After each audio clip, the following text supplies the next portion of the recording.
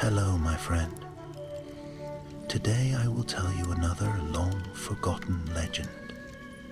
Close your eyes and let the magic transport you to Middle-earth.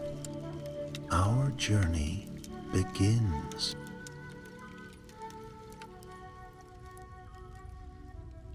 Night lay soft upon the eastern edges of Beleriand, where the last fires of distant wars glimmered faintly beyond the hills. In a small settlement of that wandering people, later called the Forest Folk, peace had grown fragile. The elders whispered that the land itself listened for footsteps from the north, and the young, though brave, felt a chill whenever the wind turned cold. Edrahil, son of Torharn, sat upon a fallen birch trunk at the edge of the camp, sharpening his hunting spear. He was no great warrior, only a scout whose keen eyes and quiet steps served his people well. Yet something in the air tonight was different. The forest usually hummed with life at this hour, but now every sound seemed dampened, as if the world held its breath. His mother approached, her cloak drawn tight against the evening's bite. "You sense it too," she murmured. "Aye," Edrahil replied. "The silence lies too heavy." Before she could answer, a horn sounded from the watchpost, low, uncertain, and troubling. Edrahil leapt to his feet, spear ready, and hurried toward the gathering crowd. Lanterns flickered as the tribe assembled, faces pale in their warm glow. An elder named Haldor stepped forward, leaning on his staff. "Another messenger has returned from the northern trails," he declared, "but he returns alone." The crowd parted as a weary man stumbled into the firelight, mud streaking his face, his hands trembling from cold and fear. Edrahil recognized him, Tarnell, one of the scouts sent earlier to search for a clan that had vanished weeks ago. Tarnell tried to speak, but only a broken whisper came. "Gone, all gone, taken by the shadow." Murmurs rippled through the folk. Mothers clutched their children, men exchanged grim looks. For years, rumors had crept through the land, rumors that Morgoth's servants prowled far south of their usual paths, hunting captives for some dark design. Edrahil stepped closer. "What did you see?" Tarnell swallowed hard. "Tracks. Many tracks, more than any clan could leave. Orcs and worse things.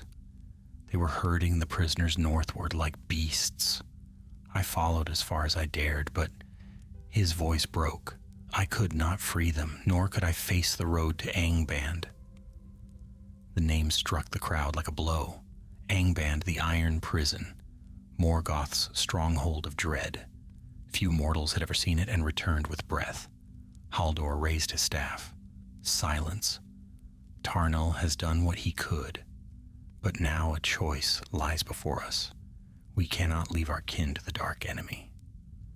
A fearful muttering rose in response, but Edrahil felt a fire stir in his chest. Quiet, determined, impossible to ignore. "I will go," he said, "if others will follow." His mother caught his arm, alarm in her eyes, but he gently freed himself. "If Morgoth seeks our people," he said softly, "then none of us will be safe behind our fires." Several hunters stepped forward. Galdrick the broad-shouldered, Merwin the swift, old Phalor whose arrows struck truer than most men half his age. One by one, others added their voices. At last Haldor nodded. "Then so be it. At dawn you leave, seek the taken. Learn what purpose drives the enemy to seize mortals, and if you can, bring our lost kin home."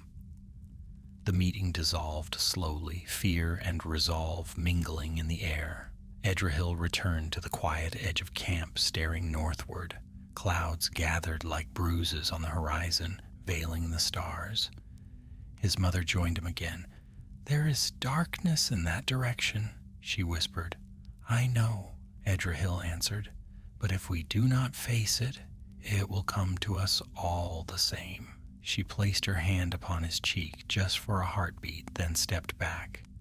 "Then walk with courage, my son, and return with the dawn, if the world is kind." But the world was rarely kind in those days, and Edrahil felt the truth of it as he gazed toward the unseen wastes. The night wind carried with it a distant rumble, perhaps thunder, perhaps something far more dreadful. Whatever awaited them beyond the trees, the journey had already begun. Dawn crept pale and hesitant over the treetops as Edrahil and the chosen company gathered at the forest's edge.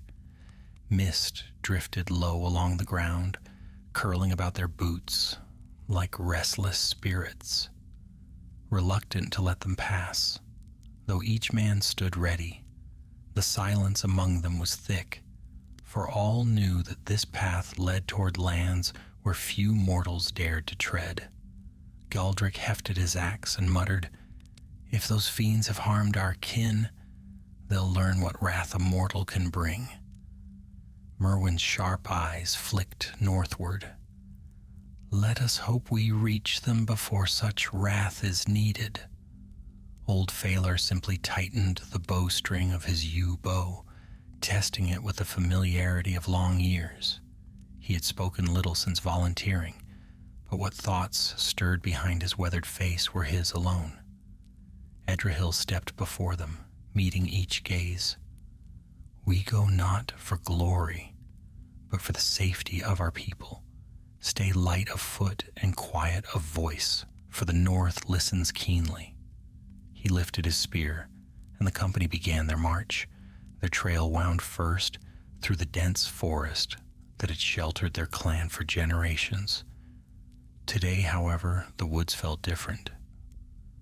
Birds that usually greeted the morning with lively cries remained hidden, and the playful chatter of small creatures had all but vanished.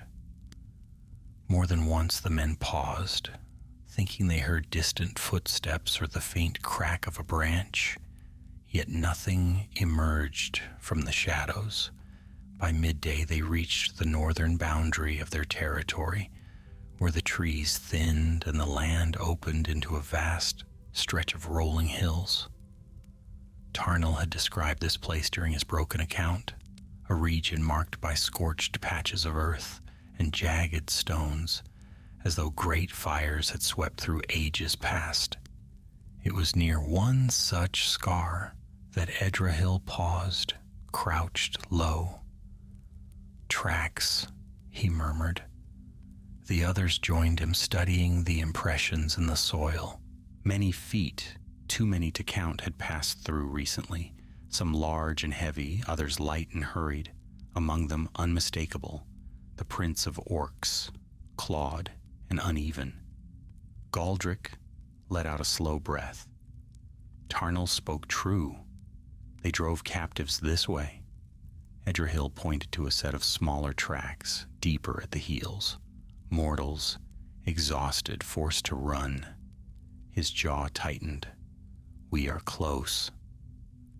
They followed the trail across the hills, moving swiftly but cautiously. As they approached a ridge overlooking a shallow vale, Merwin raised a hand. "Wait, something below."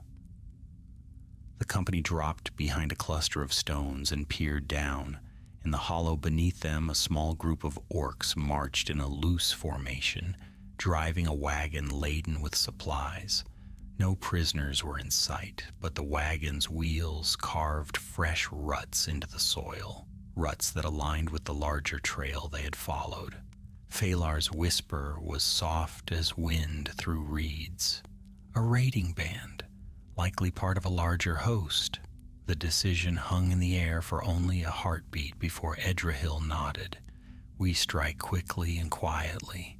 If any flee, the whole horde may learn we track them." The hunters descended like shadows cast by the rising sun.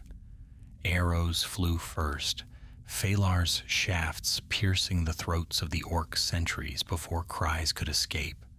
Galdric charged the nearest brute, smashing it aside with a sweep of his axe. Merwin darted between foes with swift movements, and Edrahil's spear struck true into the heart of a snarling captain whose armor stank of decay. The skirmish lasted only moments. When silence settled again, broken only by the rasp of the men's breathing, the ground was littered with dark forms. Edrahil wiped his spear and knelt beside the wagon. Supplies, chains, tools for binding? His expression darkened. These were meant for prisoners. Merwin searched the surrounding rocks and shook his head. No sign of the Taken here. They must be farther ahead. Phalar approached, a bundle clasped in his hands. Look at this. He unwrapped a torn cloak, small, rough-woven, familiar in its pattern. From our people. A cold weight pressed upon them all. The captives had passed this way recently, too recently for comfort. They rested briefly, gathered what little they could use from the raiders' pack, and pressed on. As afternoon waned, the land grew harsher.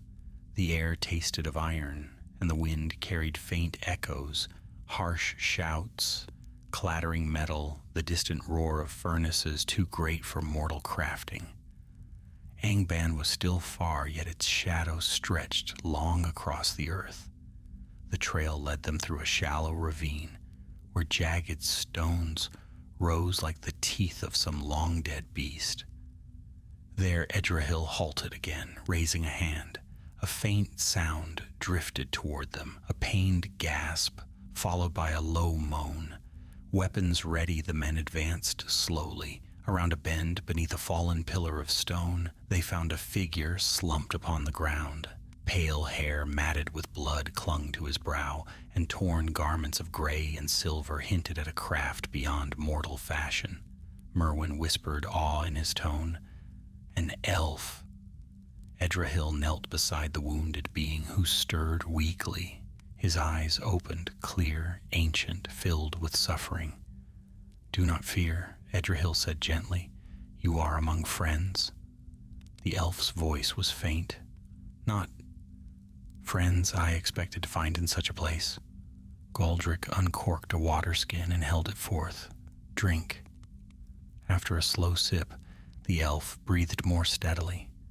I fled Angband, though flee is a generous word. I escaped more by fortune than strength. You came from the iron prison itself? Edrahil asked, scarcely believing. Yes, the elf whispered. I was taken with others during a raid. Morgoth gathers mortals for a new design. Fear is his first chain, but he now seeks to bind men with lies and promises. Some have already turned to his will. A chill passed through Edrahil's company. We seek our kin taken northward, he said. Did you see them? The elf nodded slowly. I saw many driven past the outer pits. Some resisted. Others believed the enemy's twisted offers. I know not their fate now. But if you mean to save them, your time wanes. Edrahil exchanged glances with his comrades. There was no turning back. If Morgoth truly sought to ensnare the hearts of men, the danger was greater than any had feared. We will aid you, if you can still walk, Edrahil said. Stay with us. The elf managed a faint smile. My strength is thin, but my will endures. As they prepared to leave the ravine, a distant horn sounded, deep, harsh, echoing across the stone. The elf stiffened. They hunt me. And now us, Galdric growled. Edrahil gripped his spear tighter. Then we move swiftly. The trail of our kin leads onward, and so must we. Above them, the sky darkened, though the sun had not yet set. Clouds crept south from the far north, heavy as iron. The company pressed on, burdened by growing peril, yet strengthened by purpose. For in the gathering gloom, the first true shadow of Angband had fallen across their path. The company pressed northward beneath a sky that seemed ever more burdened by shadow. Though the sun still lingered behind the thickening clouds, its warmth felt dim and distant, as though the light itself feared to wander so near to the realm of Morgoth.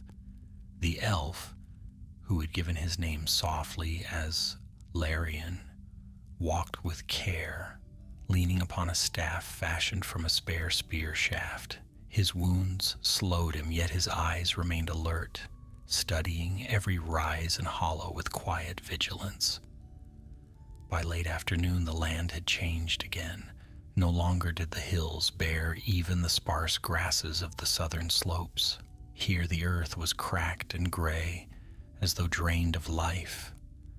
Black stones jutted like broken bones from the soil, and the wind carried a faint scent of ash that stung the throat.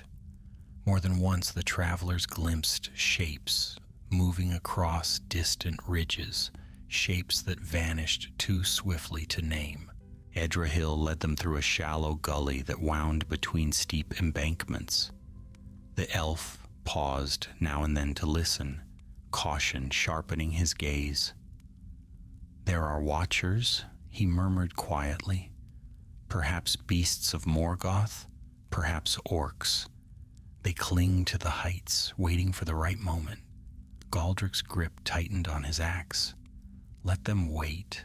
When they descend, they'll find we're not prey." Larian gave a faint, grim smile. "Courage is needed here, yet courage alone may not be enough." They walked a while in silence until at last the gully opened into a barren plain. The tracks they followed grew clearer, pressed deep into the dust by the weight of many feet. Among them, Edrahil saw new signs. Fresh, sharp prints made within hours. The orcs ahead were not far. As they crossed the plain, a thin cry rose upon the wind. Merwin halted sharply. "Did you hear that?" Edrahil nodded. "A voice. Faint." They changed course, veering toward a cluster of stones, half buried in the earth. As they drew close, the cry sounded again, weak, hoarse, unmistakably mortal. Behind the largest stone they found a young man lying curled upon the ground. His clothing was torn, his wrists scraped raw as though from tight bonds. His breath fluttered weakly, and his eyes were wild with fear. Edrahil knelt beside him. "Peace," Edrahil said, placing a gentle hand on the youth's shoulder. "You are among friends." The young man blinked, his gaze struggling to focus. No, they'll return. The orcs, they said they would return." "You are safe now," Merwin reassured. "Who are you?" The youth swallowed hard. "My name is Halwyn, of the Northern Families. We were taken. We resisted when they tried to bind us. Some fled. I ran when the guards quarreled. I thought they would kill me." Edrahil glanced at the tracks around the stone. "He has been here since early morning. The orcs may not have noticed his absence yet." Larian crouched beside them, studying the youth with a thoughtful expression. "The shadows of Angband work quickly upon mortals. He must not remain here." Galdrick offered the young man a drink, and Halwyn gulped greedily, though his hands trembled. "There are others," he whispered. "They forced some of us to walk in chains, but a few listened to the promises the Dark Captain spoke. He said Morgoth would make men mighty rulers above all others. Some believed him." A chill settled among Edrahil's company. They exchanged grim looks. Larian's voice was low. "This is the enemy's design, not merely to enslave bodies, but to ensnare hearts." Edrahil rose slowly. "Halwyn, can you walk?" I think so." "Then you come with us. We search for the rest of your group." The youth staggered to his feet with Merwin's help.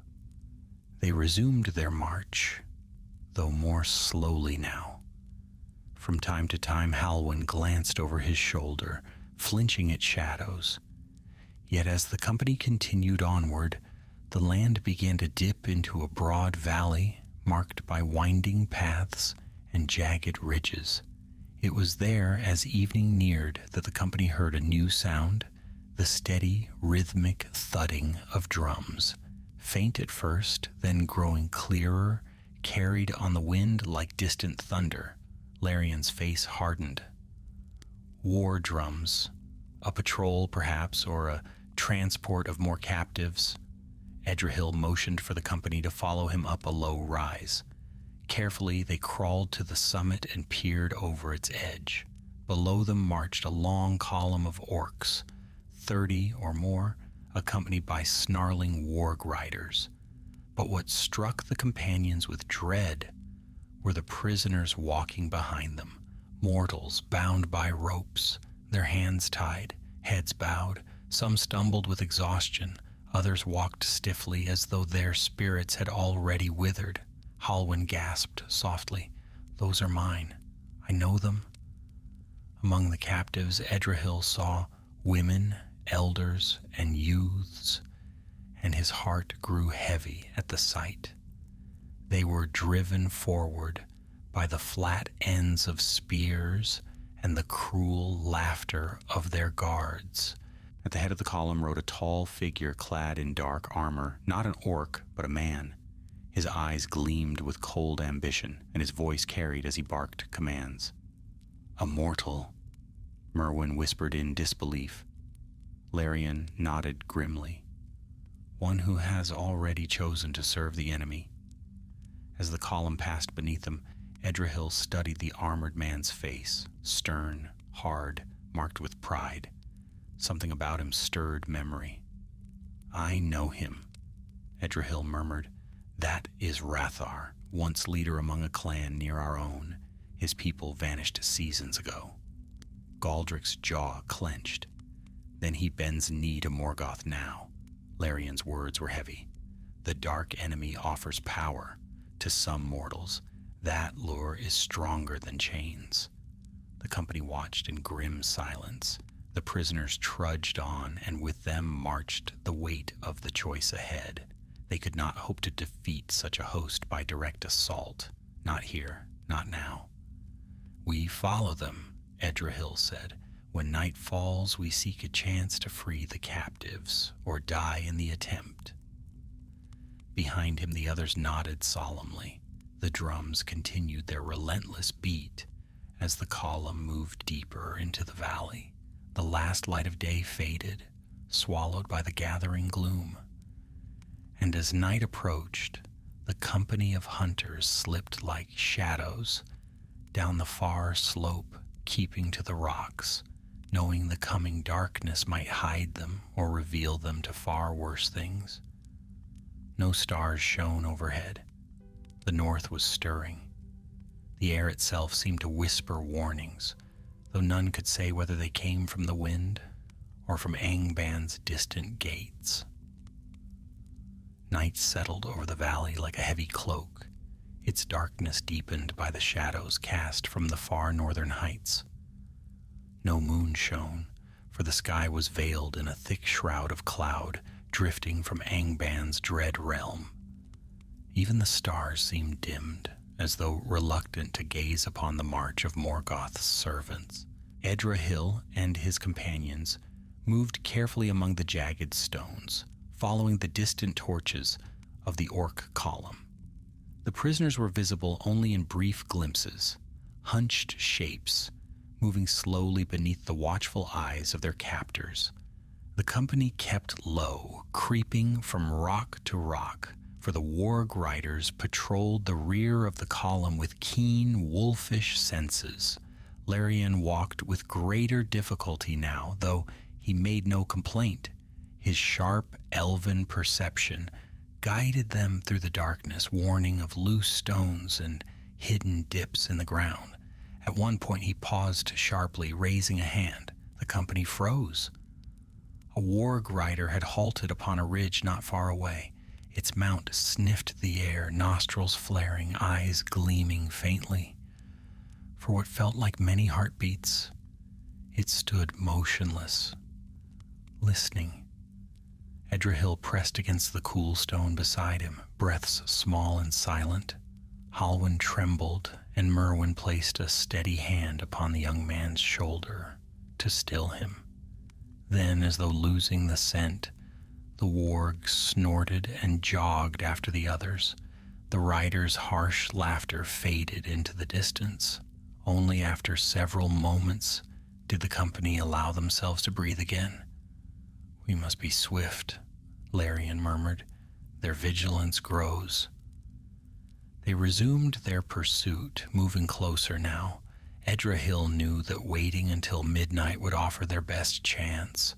Orcs grew careless in the late hours, lulled by routine and the false security of numbers, yet he also knew that Morgoth's forces could be unpredictable, and that delaying too long might doom the captives entirely. As the column reached the far end of the valley, it halted near a cluster of rocky outcrops shaped by ancient fire. There the orcs made camp, surrounding their prisoners in a crude ring of spears. Fires were lit, small, sharp-smelling flames that cast a sickly green light. The guards set out their watch posts, and the wargs prowled the perimeter. Edrahil and his company observed from a high ledge overlooking the camp. Galdric scowled. Too many to strike openly. Merwin nodded. But there is weakness. See how the men who joined them, he pointed to Rathar's armored figure, guard only the front, not the flanks. They trust their orc allies too much. Larian's eyes narrowed. And the orcs trust no one, least of all the mortals who have turned to their side. A divide we may use. Edrahil studied the camp intently. The prisoners sat close together, hands bound, guarded by a small group of orcs. Rathar spoke with a black-armored captain, their harsh voices carrying faintly. At one point, Rathar gestured toward the prisoners with a sense of pride, as though boasting. Halwyn's hands clenched. He betrayed us. He was once known for honor among our people. He was known for pride, Edrahil corrected softly, and pride is a door the enemy often opens.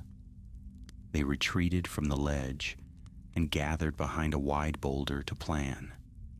The wind was cold here, sharper, carrying with it distant tremors that rumbled beneath the earth.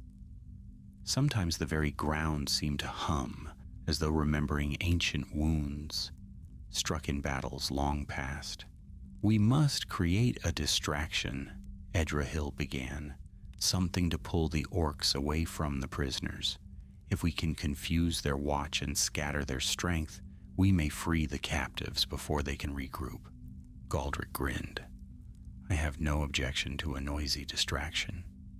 Merwin shook his head. "Noise alone will not work. Orcs only grow more violent when startled. We must blind their senses or confuse their ranks." Larian spoke quietly. "There is a fissure in the ridge above their camp. I saw smoke rising from it earlier, natural, I believe, from vents beneath the earth.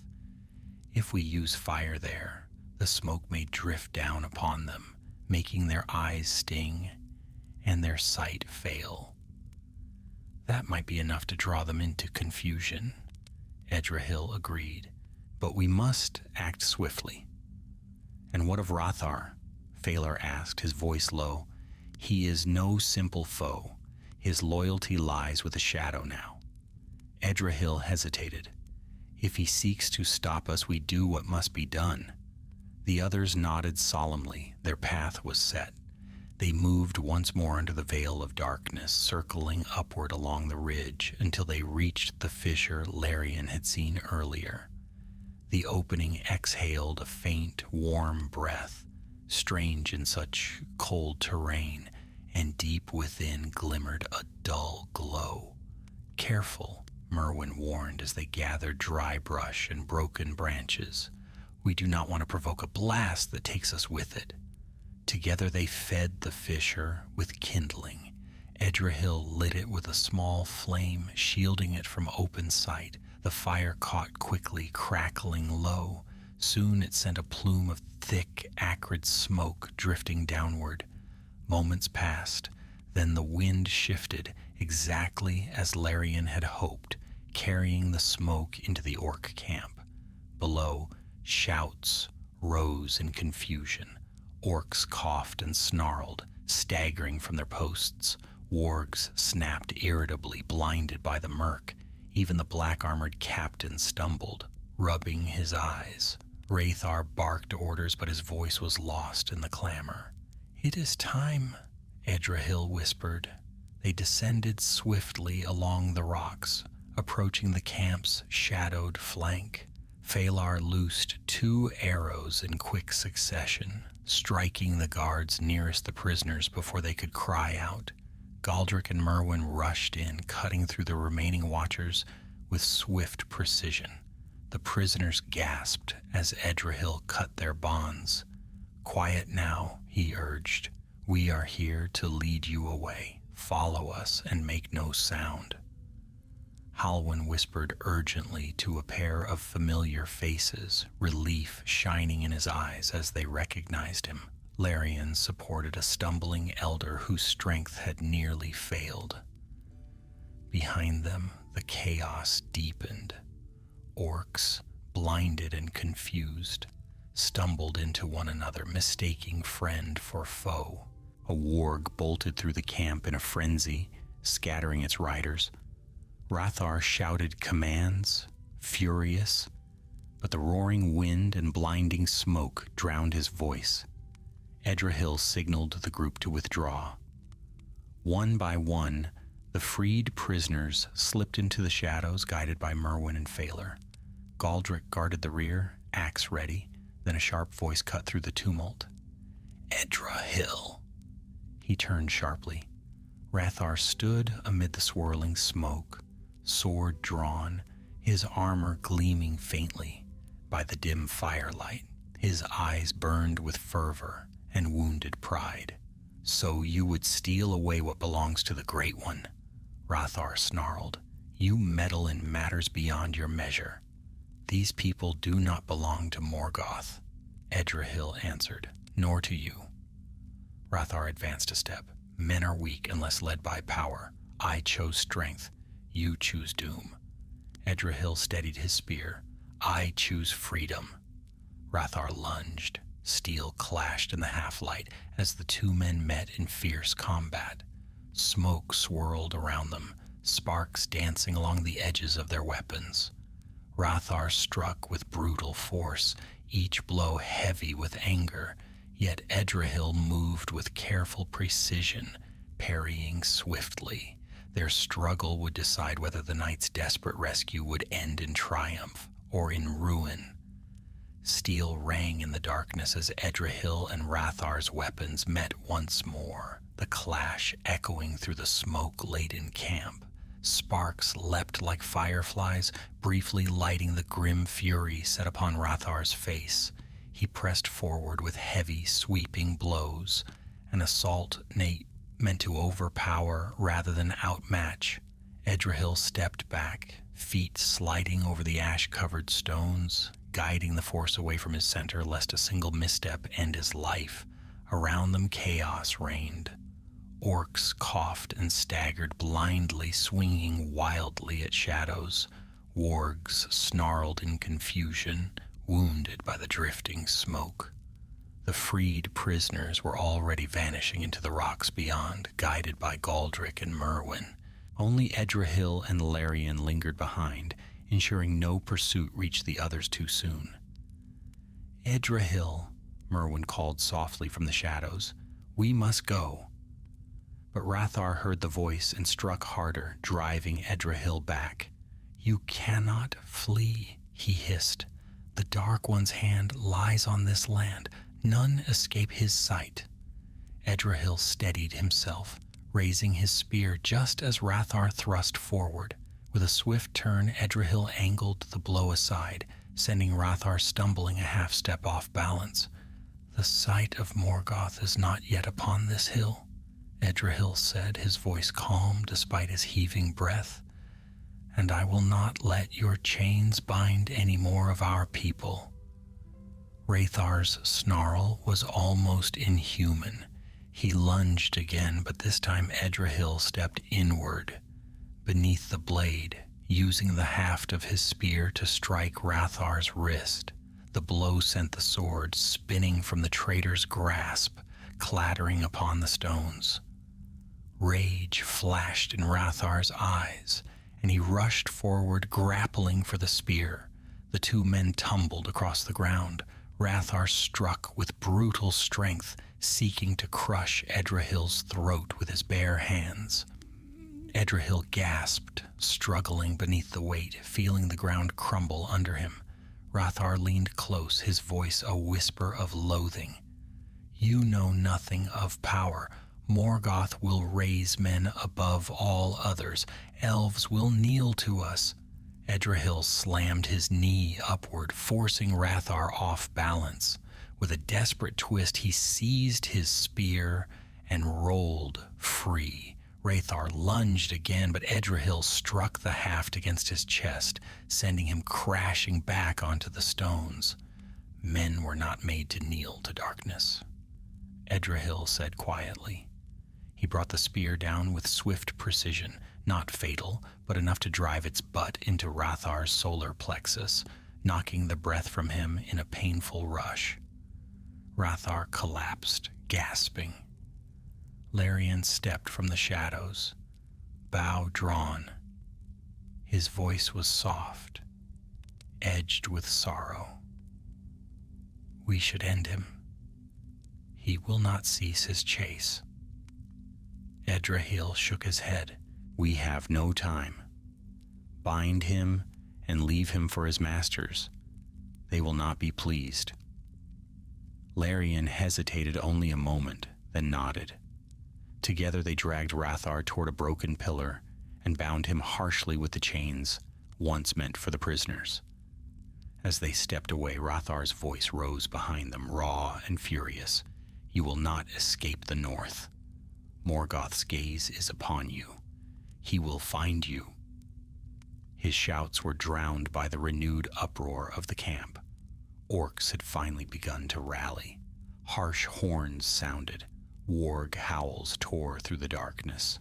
The smoke still clouded the valley floor, but the enemy forces were swiftly overcoming the confusion. Larian touched Edrahil's arm. "We must flee now." Edrahil nodded and followed him up the jagged slope where the others had gone. The path wound sharply between tall black stones, each one like the rib of a colossal beast long buried. The night pressed close, dense and suffocating. The air reeked of the camp's foul flames of orc blood, of the strange fumes rising from the fissures. At last they crested a low ridge where the freed prisoners huddled together beneath the watch of Phalar and Galdric. Some wept softly, others whispered prayers to whatever powers of light still held sway in these darkened lands. Halwyn rose when he saw Edrahil, relief lighting his weary features. "You are safe," the youth breathed. "For now," Edrahil replied. "But we must move. The camp is stirring." Merwin pointed toward a narrow defile that cut between two towering slabs of stone. "There is a path here. It winds eastward, away from Angban's direct roads. If fortune holds, the orcs will not think to search it." Larian eyed the passage. "It is narrow. If we are pursued, we may be trapped." "Better trapped than seen on the open plain," Galdric said gruffly. Edrahil agreed. "We go. Keep silent. Stay close." The company entered the defile, shepherding the freed captives. The passage was scarcely wider than a single cart, the walls rising on either side like sheer cliffs of blackened stone. The air was still and cold, and every footstep echoed faintly. Above, no stars shone, only the dim, trembling glow of cloud-veiled skies. They walked for nearly an hour before the sound of distant horns reached them once more. This time the tones were clearer, organized, deliberate, searching. "They have discovered the escape," Larian murmured, "and Rathar will guide them once he frees himself," Phalar added grimly. Edrahil paused, scanning the dark path ahead. "We cannot outrun them with so many wounded and weary. We must hide until the search passes." "There is a place," Larian said after a moment's thought. "I glimpsed it when I fled days ago. A cavern hidden beneath a fallen ridge. It is not far from here. Dangerous perhaps, but better than open ground." "Lead us," Edrahil said. They followed Larian as he guided them out of the defile into a twisting series of ridges. The night deepened, and the horns grew fainter for the moment. Yet everyone felt the weight of pursuit behind them, drawing nearer with every lost minute. At last Larian halted near a great jagged mound of stone that leaned against the cliffside like a broken giant. Beneath it yawned a dark opening half concealed by fallen debris. "This is it," he said. Galdric frowned. "If something dwells inside, then we pray it sleeps," Larian replied. Edrahil lit a small hooded lantern just enough to guide their steps. One by one the group slipped inside the cavern's maw.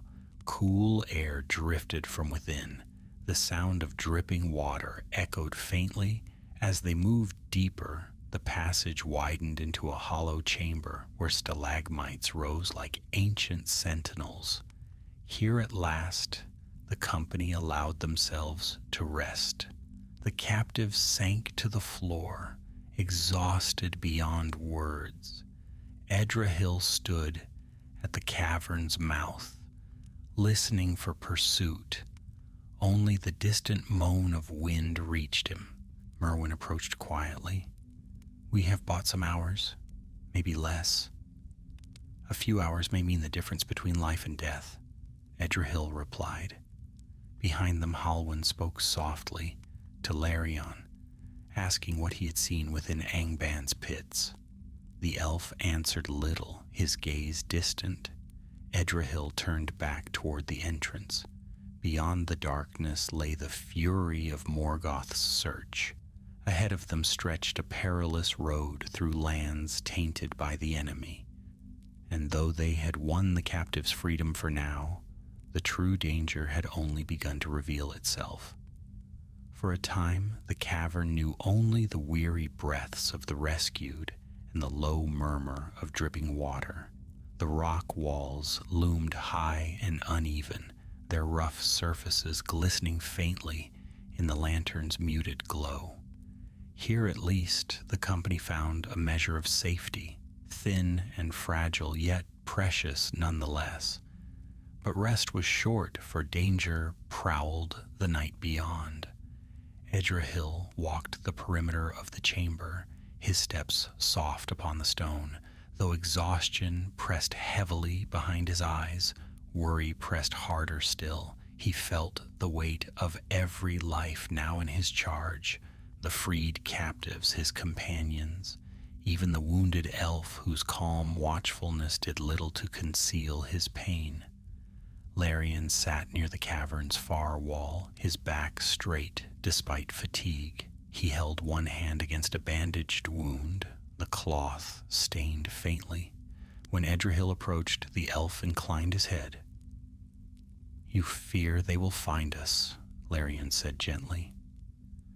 "I know they will search," Edrahil replied. "Rathar will drive them hard. He will not rest while we draw breath."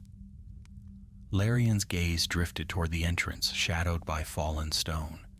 His heart is claimed by a power deeper than pride alone. Morgoth bends the will of men with insidious words. Few mortals can withstand such a voice. Edrahil frowned, and fewer still when hope grows thin. Larian studied him for a moment. "You have a strong spirit, Edrahil. That will be tested yet.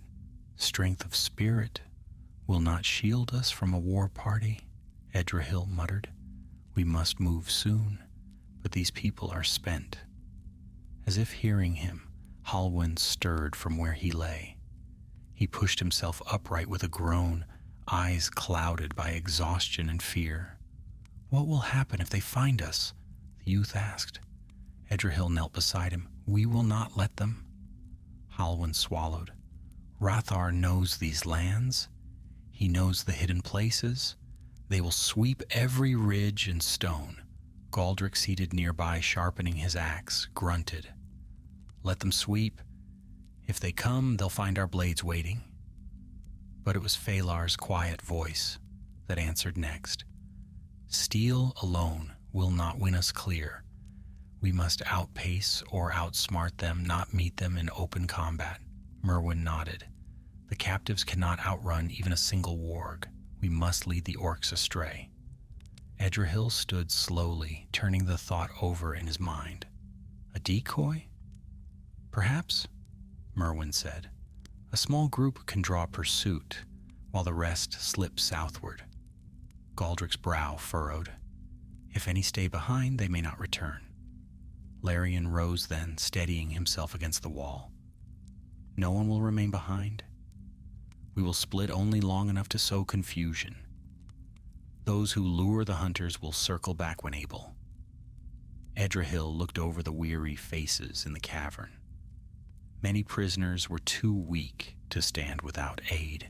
Even those with strength looked haunted by the trials they had endured. It was clear they could not endure another chase across open ground. He drew a slow breath. We leave before dawn. Merwin, Galdric, Phalar. Gather what supplies we have. Halwyn, help the elders prepare. Larian, rest while you can. Larian shook his head. I will guide the decoy group. Edrahil frowned. You are wounded and skilled in misdirection, Larian countered softly. I know the ways of shadow better than any here. It will increase their chance of survival. Edrahil hesitated, then placed a hand on the elf's shoulder. We speak of it again before we depart. Larian inclined his head. The company settled into uneasy quiet. The lantern's flame flickered as Edrahil paced toward the cavern's mouth, peering through the narrow gap between stones. The night beyond was utterly black. No horns sounded, no footsteps echoed, but the silence felt too deep, holding its breath as though the land itself waited. When dawn approached, its feeble gray light reached only faintly into the cavern. Edrahil roused the company one by one. It is time. A thin mist clung to the ridges when they emerged into the open air. The eastern horizon was pale, stained with weak light. The prisoners huddled close, cold and anxious. Stay together, Edrahil said softly. Walk quietly and keep your eyes sharp. Larian approached him. I go with Merwin and Phalar. We will lead them northward at first, toward a gorge that winds deep into the rocks. Our false trail should hold the orcs' attention. Edrahil pressed his lips into a hard line. Return when you can. We need you. The elf gave a faint smile. I will not falter. Merwin clapped Edrahil's shoulder. Guide them well, Edrahil. You bear the heavier burden. Galdric growled in agreement. We'll guard the rear. No beast will take us unawares. Edrahil watched as the decoy group slipped away, Larian leading with silent grace, Merwin at his side, Phalar moving with steadfast calm. Soon they vanished into the mist like fading spirits. Then Edrahil turned south with the freed captives. The wind stirred cold across the plain, carrying distant echoes. He urged them onward, guiding them between tall stones, and along a path he hoped would mask their passage. But before they'd gone far, Halwyn tugged at his sleeve. Edrahil, his voice shook. Listen. At first, Edrahil heard only wind, then, faint but clear, The deep horn call of the orcs rolled across the ridges behind them. "They found the camp long ago," Galdric muttered. "Now they sweep the land." Edrahil's heart tightened. "We must move faster." They pressed onward, though the terrain grew harsher. At times the captives stumbled, and Edrahil or Galdric lifted them to their feet. The air seemed to tremble with distant roars, as though great forges beneath the earth were stirring. Then suddenly, shadows flickered along the high ridge to the west. Merwin's voice echoed in Edrahil's memory. "Wargs will be first to find us." A low growl drifted across the stones. Edrahil froze. "Down! Move between the rocks!" The group scrambled into a narrow gully. Edrahil crouched behind a boulder, spear raised. He saw them. Through the thinning mist, 3 warg riders scanning the landscape, their mounts sniffing the cold air. One warg's head snapped toward the gully. Its nostrils flared. Edrahil's pulse hammered. And then an arrow whistled from somewhere to the north, striking one rider cleanly from his saddle. The warg snarled, turning sharply. A second arrow flew, Phalar's fletching unmistakable even from afar. "Larion," Edrahil breathed. "They returned faster than I hoped." Shouts rose from the ridge. More shapes appeared. Edrahil lifted his spear. "We run. Now." With renewed desperation, the company fled southward into the winding rocks as arrows hissed overhead and the warg's howls shook the morning air. Pursuit had come sooner than they feared and harder than they could endure for long. The hunt had begun. The morning's pale light had barely taken hold when the rocky defile burst alive with the thunder of pursuit. Edrahil ran at the head of the weakened company, urging them between tall spires of stone and over broken ground. Behind them, the wargs' snarls echoed fiercely, their claws tearing into the earth as they raced down the slopes. "Keep low," Edrahil called, guiding the captives along a twisting path. Their breaths came ragged, yet fear lent them what strength remained. Galdric held the rear, gritting his teeth as he swung his axe to dislodge loose stones that tumbled behind them, anything to slow the hunters. From the north, more shouts carried through the mist. Phalar's arrows struck again, felling another snarling beast before it reached the gully, but the respite was brief. The ridge erupted with harsh voices as orcs rallied to the chase. Larion's voice rang faintly. "Southward! Quick, before they circle us!" Edrahil did not waste a breath. "This way!" The company veered sharply left into a narrow slit between leaning slabs. The walls pressed close, cool and slick with moisture. The sound of their running feet echoed in shallow claps. Moments later, the slit opened into a wider basin where ancient boulders lay scattered like toppled monuments. "Halt here a moment," Edrahil whispered, chest heaving. "They have lost sight of us, for now." The captives sank to the ground, trembling from exertion. Halwyn collapsed beside a fallen stone, gasping for air. Sweat mingled with dirt upon his young face, yet his eyes retained a spark of determination. "We cannot do this much longer," he murmured. "I know," Edrahil replied. He knelt, pressing a hand to Halwyn's shoulder. "But we will not falter now." A soft scuff of boots announced Larion's approach from the far side of the basin. His face was drawn with strain, yet steady. "You must move," the elf said quietly. "The wargs are searching again. They will find the gully empty soon enough." "Where is Merwin?" Galdric asked, eyes narrowing. "Still drawing the hunters away," Larion answered. "He and Phalar bought us precious minutes, but they cannot hold forever." Edrahil rose. "Then we use the time they give." He surveyed the basin. It sloped downward on one side into a series of broken ridges, jagged as shattered glass. A thin stream, hardly more than a trickle, wound between them. Its course pointed south, toward safer lands, though many miles and dangers still lay between. We follow the water, Edrahil decided. It will mask our tracks. Larian nodded. And the sound of the water may veil our movements. They gathered the captives and descended into the fractured ridges. The ground grew uneven, strewn with sharp stones, but the trickle of water kept them oriented.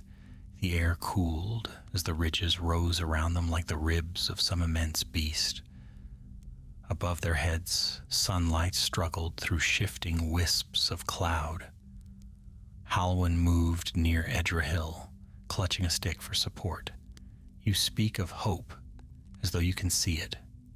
Edrahil smiled faintly. I speak of hope because without it, we would have turned back hours ago. Halwyn gave a weak nod and kept walking. The company wound through the ravine for some time until the trickle widened into a shallow spring. Moss clung along its edges, rare greenery in this part of the north. The sight of it brought a faint lift to weary spirits. We rest briefly, Edrahil said. The captives sank beside the spring, cupping water in trembling hands. Galdric stood guard at the ravine's mouth, peering back the way they had come. Larian approached Edrahil once more. The orcs are not far, the elf whispered. I can feel their movements. They search in a half-circle pattern, structured, deliberate. This is no common patrol. Then Hrothgar directs them, Edrahil answered grimly. He will not stop. Larian's expression darkened. He speaks with the cunning of Morgoth now. That is a deep corruption. Edrahil looked to the captives, frail, exhausted, clinging to life by will alone. Their fate depended on choices made quickly and without error. We must mislead them again, he said. But how? We cannot split further. Larian hesitated, then spoke carefully. There's a path I know of, though it is perilous. A tunnel carved long ago by forces unknown, older than Angban's works. It runs beneath a ridge to the southeast. Few orcs dare enter it, for strange whispers echo in its depths. Galdric overheard and snorted. Whispers? That does not comfort me. It should, Larian replied calmly, for the orcs fear anything they cannot understand. The tunnel is cramped and treacherous, but it may grant us passage unnoticed. Edrahil considered it. How far does it lead? Not far, Larian answered, perhaps half a league. It emerges near a dry vale sheltered by ridges. From there, the land bends toward safer ground. Edrahil nodded slowly. Then we risk it. They gathered the company once more and followed Larian's lead along the ravine until they reached a crooked ledge. A dark mouth yawned there beneath a leaning slab of rock, half hidden by thorny shrubs. A cool breath drifted from within, still unsettling. This is the place, Larian said softly. Halwyn shivered. It feels unnatural. Perhaps it is, the elf replied, but unnatural does not always mean evil. Many ancient things lie buried in these lands, older than shadow or flame. Edrahil motioned the captives forward. Stay close. Step carefully. One by one they slipped into the tunnel, guided by the faint glow of the lantern. The passage was narrow, forcing them to walk in single file. The walls were rough, marked by strange grooves that twisted like the paths of roots or claws. The air grew colder as they moved deeper. Some captives muttered uneasily, but fear of the hunters behind them pushed them onward. Not long into their descent, the whispers began. At first, Edrahil thought them trickles of wind rushing through fissures, But as they walked, the murmurs grew clearer. Soft voices, indistinct yet melodic, drifting along the stone. The sound neither threatened nor comforted. It simply existed, ancient and unknowable. "Do not heed them," Larian murmured. "They are echoes of ages long faded." The tunnel descended further, at times squeezing into tight passages where the walls brushed shoulders. At one point Halwyn stumbled, and Edrahil caught him before he fell. "Steady," Edrahil whispered. I feel as though the stone watches us," Halwyn murmured. "You imagine shadows," Edrahil said, though he himself felt a curious sense of presence. The whispers followed them, swelling and fading in rhythms that seemed almost deliberate. Yet no malice touched the air, only a deep, old sorrow, like the last breath of forgotten realms. At last, after what felt an age, a faint glimmer appeared ahead. "Light," Galdric breathed. The passage widened, and they emerged into a hidden hollow beneath the ridge. Above them, the morning's pale sun filtered through a jagged opening. Fresh air rushed inward, carrying the scent of rock and sparse, dry grass. "We made it," Halwyn whispered, but the relief was short-lived. Far to the north, the horns of the orc host sounded once more, closer, more urgent. "They have found our trail again," Larian said. Edrahil clenched his spear. "Then this hollow buys us minutes, not hours," he said quietly. "And the final stretch of this escape may be the most perilous yet." The hollow into which they had emerged felt strangely still, as though the ridge above guarded it with a silent, ancient vigilance. Sparse grass clung stubbornly to the rocky floor, and the pale light of morning slanted through a jagged rift high in the stone. For a heartbeat, the company allowed themselves to breathe, cool air filling weary lungs, trembling legs easing after the stifling darkness of the tunnel. But reprieve was a fragile gift. Larian stepped to the hollow's entrance and lifted his gaze toward the north. His eyes narrowed. "The horns are nearer. The host has taken our path. They come swiftly." Edrahil joined him. "How many, do you think?" "Not a full warband," Larian answered softly, "but enough to overwhelm us if they catch us in open ground." Behind them, the freed captives murmured anxiously.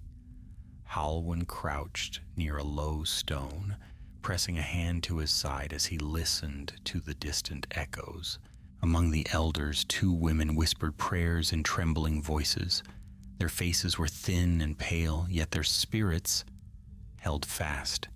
Galdric strode forward, axe resting against his shoulder. "If they corner us here, we'll make them pay dearly." "We cannot afford a stand," Edrahil replied. "These people will not survive a battle." Merwin and Phalar rejoined the company moments later, breath quickened. They must have circled back through another turn of the rocky maze, for dust clung to their cloaks and boots. Merwin nodded grimly. "The orcs are spreading in 3 lines across the ridges. They mean to sweep everything south of their camp. They will reach this hollow soon." Phalar added in a low tone, "And I saw wargs among them, too many for us to evade for long." Edrahil's mind raced. The hollow was sheltered but not hidden enough. Though it offered cover for a short while, the open ground beyond left them exposed. They needed a path that the orcs would not dare follow. He turned to Larian. "Is there another tunnel? Another hidden way?" "None that leads south," the elf replied. His gaze rose to the sharp-edged ridge above them. "But there is one path that may yet spare us if fortune favors. The ridge can be climbed." Edrahil studied the towering wall of stone. "With wounded and weary folk? It will take time." Larian's expression grew grave. Time is not what we possess, but the ridge above is broken. There is a narrow shelf, a hidden walkway of sorts, formed when the rock split centuries ago. If we reach it, we can travel unseen along the heights for some distance. The orcs will search the lowlands first.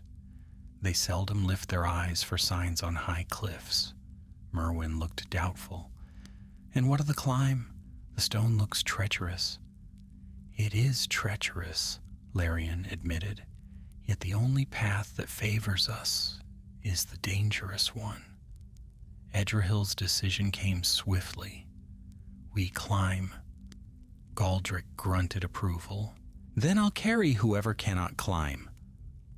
And I will guide them, Larian said, already moving toward the ridge. Edrahil rallied the captives. We must ascend the ridge, hold fast to one another, move only where Larian leads. Do not look down. The group gathered beneath the towering stone face. A series of natural breaks, narrow ledges, and angled slabs formed the beginnings of a route, though each foothold seemed ready to betray them. Larian began to climb first, setting quiet, deliberate steps. Edrahil followed with Halwyn behind him, and Galdric climbed carrying an elder across his back, as though the old man weighed no more than a child. As they ascended, loose stones clattered downward, echoing through the hollow like warning bells. The freed captives gasped at every slip, but fear lent them strength. Fingers grasped rough stone, feet sought purchase, hearts beat fiercely. Halfway up, Halwyn froze. I cannot, he whispered, voice shaking. It's too high. Edrahil looked down at him from just above. You can, he said firmly. Your people need you still. Halwyn swallowed, forcing trembling hands to move. I will try. Good, Edrahil murmured, climbing again. Below them, Merwin guided a young girl with patient murmurs, while Phalar moved silently, steadying those who faltered. Even in old age, the archer climbed with surprising grace, as though long years in the wild had prepared him for such trials. At last they reached the first shelf. Narrow, curved like the edge of a crescent blade, the ledge ran along the ridge for several hundred paces, hidden from the ground below by an outward jut of stone. Any who marched through the hollow would never think to look up. Larian helped each climber onto the shelf. Stay low, he whispered. Move light. Edrahil glanced northward. Below, at the place they had rested by the spring, a column of orcs marched into view. Wargs sniffed the air, ripping at the ground. A tall figure in dark armor led them. Rathar, no doubt freed from his chains at last. Halwyn followed Edrahil's gaze and shivered. He is relentless. Aye, Edrahil said softly, and he will grow worse before this ends. The orcs spread across the hollow, barking commands as they searched every shadow, but none thought to lift their gaze toward the ledge above. Larian motioned for the company to move. They began a careful journey along the narrow shelf, at times pressed against the cold stone to avoid loose pebbles falling.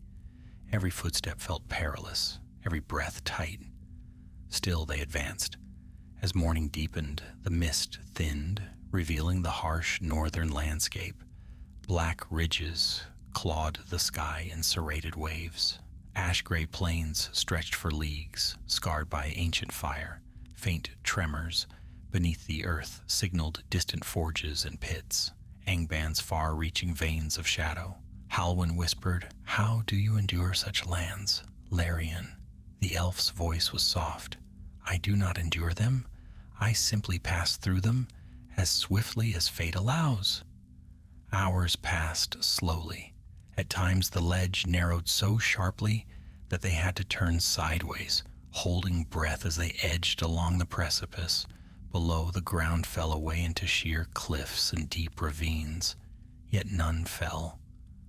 Courage and the fear behind them kept each step steady. At last Larian halted at a wider space where the ledge broadened into a natural platform. From here the shelf descended in a safer slope toward a dry vale hidden among rolling stone at the ridge's base. "This is the way down," Larian said, "but we must hurry. The orcs will reach the lower ridges soon." One by one they descended. Galdric stayed behind to help the elders while Edrahil guided the younger ones. The tension eased only when their feet finally touched solid earth once more. The dry vale welcomed them with muted silence. Sparse shrubs clung to its edges, and the wind here was gentle. No sign of orcs marred the landscape. For the first time since the chase began, Edrahil exhaled in relief. "Have we escaped them?" Halwyn asked. Larian looked toward the ridge. "For the moment, but our path is not yet clear. We must find shelter before nightfall." Merwin agreed. "The plains ahead are open. We will be seen for miles unless we travel by ravine."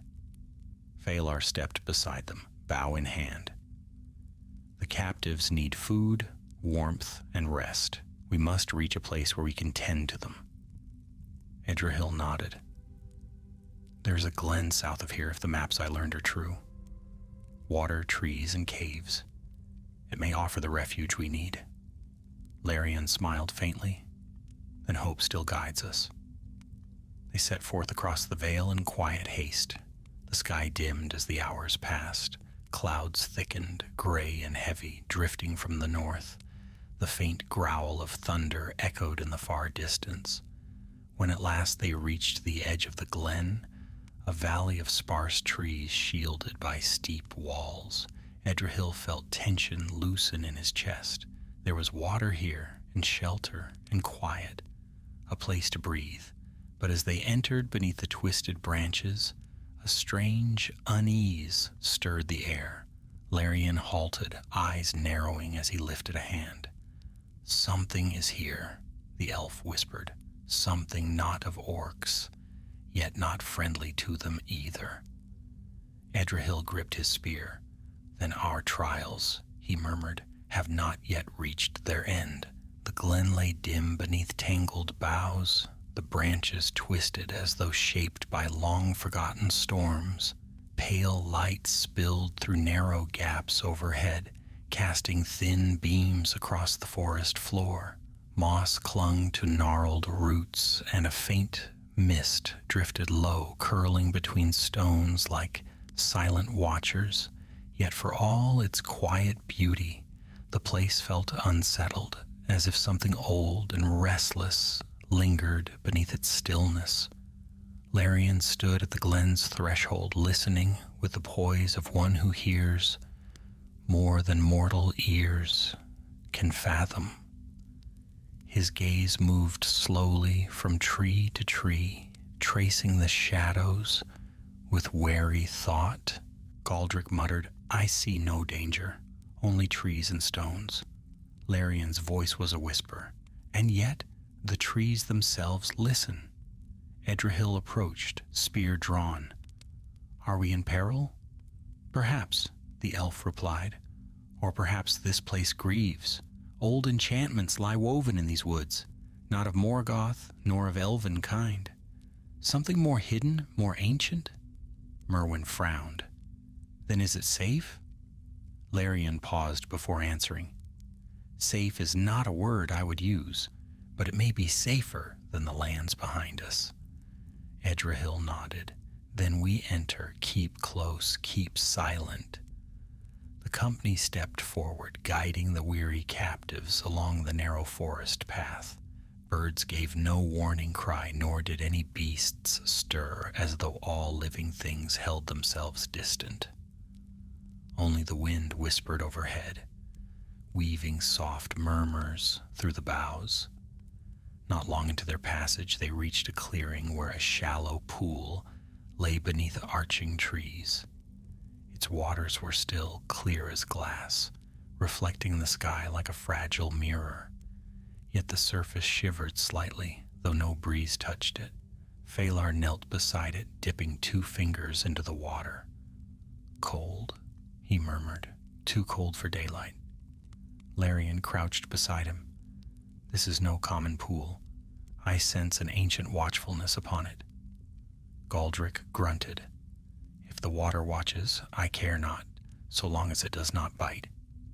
But Halwyn, standing at the pool's edge, stared into its depths with a troubled expression. "What is it?" Edrahil asked. Halwyn swallowed. I thought I saw something move. Just a flicker." Edrahil studied the water. Nothing disturbed the surface now. "Your eyes are weary. Trust only what you know." Halwyn nodded, though his unease remained. They departed the clearing and continued deeper into the glen. The path widened briefly, revealing a cluster of stone outcrops that resembled half-formed figures, curved shapes like the remnants of statues long broken. Moss draped them like faded cloaks. The resemblance to living forms was unsettling, yet Edrahil sensed no malice from the stones, only the same old sorrow Larian had mentioned. The glen sloped downward, leading them toward a sheltered hollow where the trees grew thicker, their branches arching overhead like interwoven ribs. Here the air felt colder. The mist pooled deeper, pale and unmoving. Larian halted again, raising his hand. "There. Do you sense it?" Edrahil listened. At first he heard nothing but the soft rustle of leaves. Then a faint sound drifted between the trees, a slow scraping, irregular and muted, like stone dragging gently across earth. Galdric hefted his axe. "Something walks." "I do not think it walks," Larian murmured. "It drifts." Edrahil's grip tightened. "Stand ready." Shapes emerged in the mist. At first they were only shadows, vague forms shifting between trees. Then one drifted closer, and Edrahil saw its outline clearly. It was tall, taller than any man, with a form like carved stone softened by moss and age. Its limbs moved without sound, gliding rather than stepping. Its surface was rough, cracked, shaped by time, yet a faint light glowed from markings carved across its chest, sigils long forgotten. Another shape followed, and another. Halwyn whispered, "What are they?" Larian's voice was grave. "They are wardens, ancient guardians of this glen. They were not made to harm the innocent, but they do not welcome those who bring danger." Merwin looked sharply toward the ridge behind them. "We led danger straight here." Edrahil stepped forward, spear still lowered. "Larian, can they be reasoned with?" "Not in the ways of mortal speech," the elf replied. "But if we show no threat, they may let us pass." The nearest guardian drifted closer, its faceless head tilted slightly, as though studying them. The faint sigils on its chest pulsed once, a dim glow, like a heartbeat. Edrahil held his ground, forcing calm into his breath. "We seek only shelter," he said softly. "We carry no malice for this place." The guardian paused, its great form stilled. The faint glow dimmed, then steadied. Slowly it withdrew, sliding back into the shadows. The other guardians retreated as well, drifting into the mist until they were as indistinguishable as the forest itself. Halwyn exhaled shakily. "They allowed us through." Larian nodded. "For now. But the glen will not tolerate strife. Should battle spill here, the wardens will not stand idle." Edrahil glanced southward. "Then we must move with haste. If the orcs reach this glen—" "They will," Larian said quietly. "Their pursuit is relentless. These woods may slow them, but not stop them." The company continued deeper until the glen widened once more. A rocky incline rose to their right, leading to a natural cave set within the hillside. Its entrance was narrow but deep enough to conceal many. "There," Merwin said, "a refuge." Edrahil motioned for the captives to enter first. The cave's interior was spacious, with a high ceiling and dry floor. They settled inside, grateful for the shelter. Several sank down immediately, overcome with exhaustion. Galdric stood near the entrance. "We could hide here many hours." Edrahil shook his head. "If the orcs enter this glen, they will search every hollow." Larian added, "And if they clash with the wardens, this forest may become a battlefield." Phalar approached quietly. "What if we meet them before they reach the glen's heart? Perhaps we can mislead them once more." Edrahil considered it. "Too risky. We are few, and these lands twist strangely. Our tracks may betray us." A sudden cry cut through the forest, distant, sharp, unmistakably orcish. Halwyn stiffened. "They're already near." Edrahil stepped swiftly to the cave's entrance, peering through the trees. Black shapes flickered between the trunks far beyond, moving cautiously but deliberately. The wardens had not yet stirred, though the mist thickened around them like rising breath. "Larian," Edrahil whispered, "will they attack the orcs?" "They may," the elf replied, "but the wardens are bound by ancient laws. They defend this glen's sanctity, but they do not hunt." The distant cries grew louder. Drums began to beat, the rhythm slow and foreboding. "They come," Galdric growled. Edrahil's pulse quickened. Choices dwindled as swiftly as hope. "We must remain hidden," he said. "No sound, no light. Let the wardens slow them. Perhaps the glen itself will shield us." Merwin nodded. "Then silence is our ally." The drums throbbed through the trees. The orcs drew closer, shadows shifted, and then a roar shook the glen, not of orcs, not of wargs, a deep, ancient sound, as though the very earth had awakened. The warden's sigils blazed to life in the mist. Larian's eyes widened. "The glen stirs. The wardens do not welcome the enemy."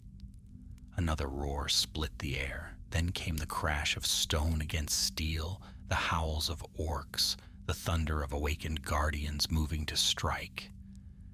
Edrahil drew back into the cave. The battle for the glen had begun, and its outcome would decide whether they lived through the coming night. The forest shook with the violence of the clash. From the cave's dim shelter, Edrahil and his companions could only listen as the wardens of the glen met Morgoth's hunters in a thunderous collision that seemed to rend the very roots of the earth. The air trembled with each strike of stone against iron, and orc cries rose and fell like the wails of a storm-tossed sea. Halwyn crouched near the cave wall, wide-eyed. "It sounds as if the trees themselves are fighting." "In a way," Larian murmured, his gaze distant. "These wardens were shaped in forgotten ages, perhaps by powers even the elves scarcely remember. They guard the glen from evil, and the orcs have stirred their wrath." Galdric gripped his axe with both hands. "If they slay enough of the beasts, the rest may turn tail. Or they may be driven into greater frenzy," Phalar countered quietly. "Rathar leads them. He does not fear battle, nor does he allow retreat." Edrahil knelt beside the cave's narrow entrance, careful not to betray their hiding place. "Watch the trees. If the orcs break through, we must be ready to move." Outside, the mist parted briefly as a colossal stone form surged past. One of the wardens, its limbs crackling with a dull inner glow. It swung a massive arm, striking a shrieking orc and flinging the creature against a tree with a sickening crack. Moments later, 3 more orcs swarmed forward, hacking desperately at the warden's legs. Though their blades barely chipped its surface, the warden did not falter. It brought its arm down like a falling mountain, crushing the nearest attackers into the soft earth. Dust billowed, trees swayed. The orcs' cries rose in terror as more guardians moved through the forest, drifting like giants woven from stone and sorrow. Galdric's eyes shone with fierce admiration. I would not mind marching with them into battle. Merwin placed a steady hand on his shoulder. Pray we do not need to. But the company's hope that the guardians would repel the orcs swiftly soon faded. The sounds of battle grew harsher, more desperate. Orc shouts turned into coordinated commands, and the ringing of metal intensified. Larian's expression tightened. The wardens falter. They are mighty, but they were not shaped for war against such numbers. Are the orcs driving them back? Halwyn asked, dread creeping into his voice. No, Larian said softly. The orcs seek to distract them. To clear a path through the glen? Edrahil stiffened. For what purpose? Before Larian could answer, a chilling roar echoed across the forest, a sound deeper and more savage than any orc cry. It reverberated through the trees, unsettling the very mist, Merwin whispered. That is no warg. Larian's face grew pale. It is a troll. Perhaps more than one. Morgoth's beasts break stone as easily as bone. The wardens cannot stand long against them. Even as he spoke, the crash of shattering rock rang through the glen. A guardian silhouette collapsed in the distance, its glowing sigils dimming as it fell. Another roar followed, then the thunder of massive feet trampling the forest floor. Edrahil rose. If trolls are in the glen, we cannot stay here. They will tear apart every shelter they find. Galdric's grip tightened on his axe. Then we fight our way through. No, Edrahil replied. We flee. We slip away during the chaos before their circle closes around us. Larian nodded. Edrahil speaks wisely. The trolls will draw eyes to themselves. If we move quietly to the southern edge of the glen, we may escape unseen. He turned to the captives. Gather yourselves. Stay close. You must move as silently as drifting leaves. The company emerged from the cave as the battle raged deeper within the forest. The wardens fought valiantly, their massive bodies illuminated by the faint glow of ancient runes. But the trolls were relentless, towering monstrosities with skin like granite and eyes burning with a dull, hateful fire. Each time a warden struck a troll, the beast reeled, yet it rose again with renewed fury, smashing with fists large enough to splinter tree trunks. The company crept through the shadows, keeping low beneath the brush. Edrahil led, Larian at the rear, ensuring none strayed. Halwyn guided 2 weakened elders, whispering encouragement with trembling resolve. A sudden crash to their left made the group freeze. A warden fell, its great torso splitting as it struck the ground. A troll bellowed triumphantly behind it. Edrahil motioned sharply. Hurry!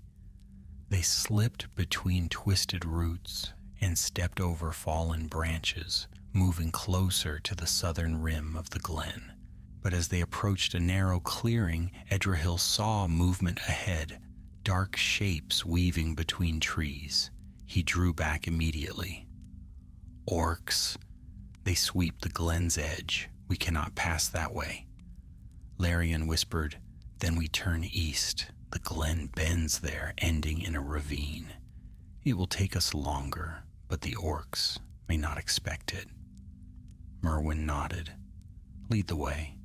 They changed course, weaving through the densest parts of the forest. The battle sounds remained behind them, muffled now, but still fierce. Every distant thud or roar made the captives flinch, yet they pressed on. As they neared the eastern edge of the glen, the trees thinned and the land dipped gently toward a rocky descent. A faint breeze carried the scent of clean earth untainted by fire or shadow. "We are close," Larian said quietly. "Once we reach the ravine, A shape leapt from the brush. Before he finished, Edrahil thrust his spear upward just in time, deflecting the orc's jagged blade. The creature snarled and swung again, but Galdric charged with a roar, cleaving its chest with a powerful strike. The orc collapsed, snarling its last breath, but that single cry awakened the forest. More shrieks erupted nearby, torches flared behind the trees. The crunch of heavy feet echoed across the glen. "They have found us," Halwyn cried. "Run!" Edrahil bellowed. "To the ravine!" The company surged forward. The trees rushed past in a blur.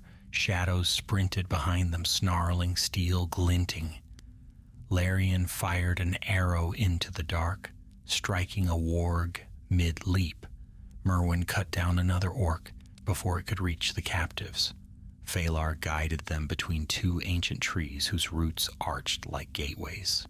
Ahead, the edge of the glen opened into a sloping descent carved by old floods. "There," Edrahil shouted. "Down the ravine." The group scrambled down the rocky slope, sliding on loose gravel. Orcs spilled from the trees behind them, roaring in pursuit. But the ravine twisted sharply, disappearing into a narrow path too steep for warg riders. Galdric swung his axe to dislodge several large stones, sending them rolling down behind the group to hinder pursuit. The crash of falling rock drowned out the orcs' curses. At last, the company reached the ravine's lower path, a long, winding trench shielded by sheer walls. Halwyn gasped for breath. "Did we escape?" "For now," Edrahil said, "but they will not relent." Larian closed his eyes briefly, listening to the distant forest. "The glen is behind us. The wardens fight still. Their sacrifice bought us this chance." "We must honor it," Edrahil said, straightening. "We move until we can move no more." The ravine stretched ahead, a winding road of stone and shadow, and as the company began its weary march, Edrahil felt the weight of the enemy still pressing upon them, relentless, cunning, and ever closer. But for the first time since leaving their homeland, he also felt something else, a fragile strand of hope weaving between the stones. The ravine wound like a serpent between the rugged hills, its walls rising steep and jagged on either side. Shadows pooled within its depths, forming pockets of darkness untouched by the late-day sun. The air was cool, carrying the faint smell of damp stone and the distant echo of falling pebbles. No birds called, no wind stirred. Only the weary shuffle of many feet marked their passage. Edrahil led the way, though his steps felt heavy after so many hours of strain. Behind him, the captives moved in uneven lines, leaning on one another for strength. Galdric stayed at the rear, his broad back a bastion of protection, while Merwin and Phalar walked along the flanks, alert to every sound. Larian moved quietly beside Edrahil, his keen elven senses attuned to the faintest tremor. Though his wounds had reopened during the climb from the glen, he bore the pain without complaint. "How far must we go?" Halwyn asked softly, drawing up beside Edrahil. Dust clung to the young man's face and fatigue shadowed his eyes, yet a spark of determination still glimmered within them. "Farther than we have strength for," Edrahil answered honestly, "but we will go all the same." Halwyn nodded, swallowing. I will not falter. The ravine narrowed into a place where the walls pressed close, forming a winding corridor. The company passed through one by one, stepping carefully over jagged stones. Edrahil paused, often to listen, straining for any sound of pursuit. Though the clamor of battle at the glen had faded, an uneasy silence replaced it, one he did not trust. After another hour, the ravine widened into a sloping basin scattered with boulders. A thin thread of water seeped along one edge, feeding a small patch of pale grass. Here, Edrahil allowed a brief rest. Galdric sank onto a flat stone, wiping sweat from his brow. If we go much farther, without rest, half our number will crumble. Merwin nodded. Yet if we linger too long, the orcs will overtake us. Larian knelt by the stream's trickle, cupping water into his hands. The glen has slowed them. The wardens do not yield easily, even against trolls, but the orcs will come eventually. Edrahil looked toward the southern end of the ravine. We must reach the foothills before nightfall. If we can cross the low ridge there, we may enter lands less tainted by the enemy's patrols. Phalar lifted his bow. Then we move soon. There is little time. The captives drank sparingly from the water and shared what little food remained, dry roots and fragments of stale bread. Their faces were drawn, their bodies gaunt, yet they bore their plight with quiet resolve. Many would not have survived had Edrahil not found them in time. As the company prepared to rise once more, Halwyn approached Edrahil hesitantly. I must tell you something, the youth whispered. Edrahil turned. What troubles you? Halwyn's voice shook. Back in the glen, just before the wardens awoke, I saw a figure among the trees. Not stone, not orc. Something else. It was tall, cloaked in shadow. It watched us. Edrahil's eyes narrowed. Did it move? No, or if it did, I could not tell. But it vanished when the warden stirred. Halwyn shivered. I thought it a trick of the mist. Yet, I fear it was no illusion. Larian joined them, having overheard. There are spirits in the ancient woods, he said quietly. Some lost, some bound, some wandering without malice or purpose. But there are also other things. His voice trailed, and he looked into the distance. Things that awaken when darkness grows bold. Edrahil placed a hand on Halwyn's shoulder. If it meant to harm us, we would know by now. Put your fear aside. We must contend with dangers we can see. Halwyn nodded reluctantly. They resumed their journey, pressing deeper into the ravine. As the sun dipped lower, a pinkish gold hue touched the upper stones, though the depths remained in shadow. The company climbed steadily, the walls gradually lowering as the land rose. At last, the ravine opened into a wide shelf overlooking a rocky plain. Scrub bushes dotted the landscape, and a faint breeze stirred, carrying the scent of distant pine. Edrahil breathed deeply. We are close. Beyond that ridge lies safer ground. Larian nodded. Yet the ridge is exposed. If orcs appear, they will see us. Galdric hefted his axe. Then let them come. This ground favors a stand. Phalar shook his head. We cannot risk battle, not now. Edrahil agreed. We must cross swiftly.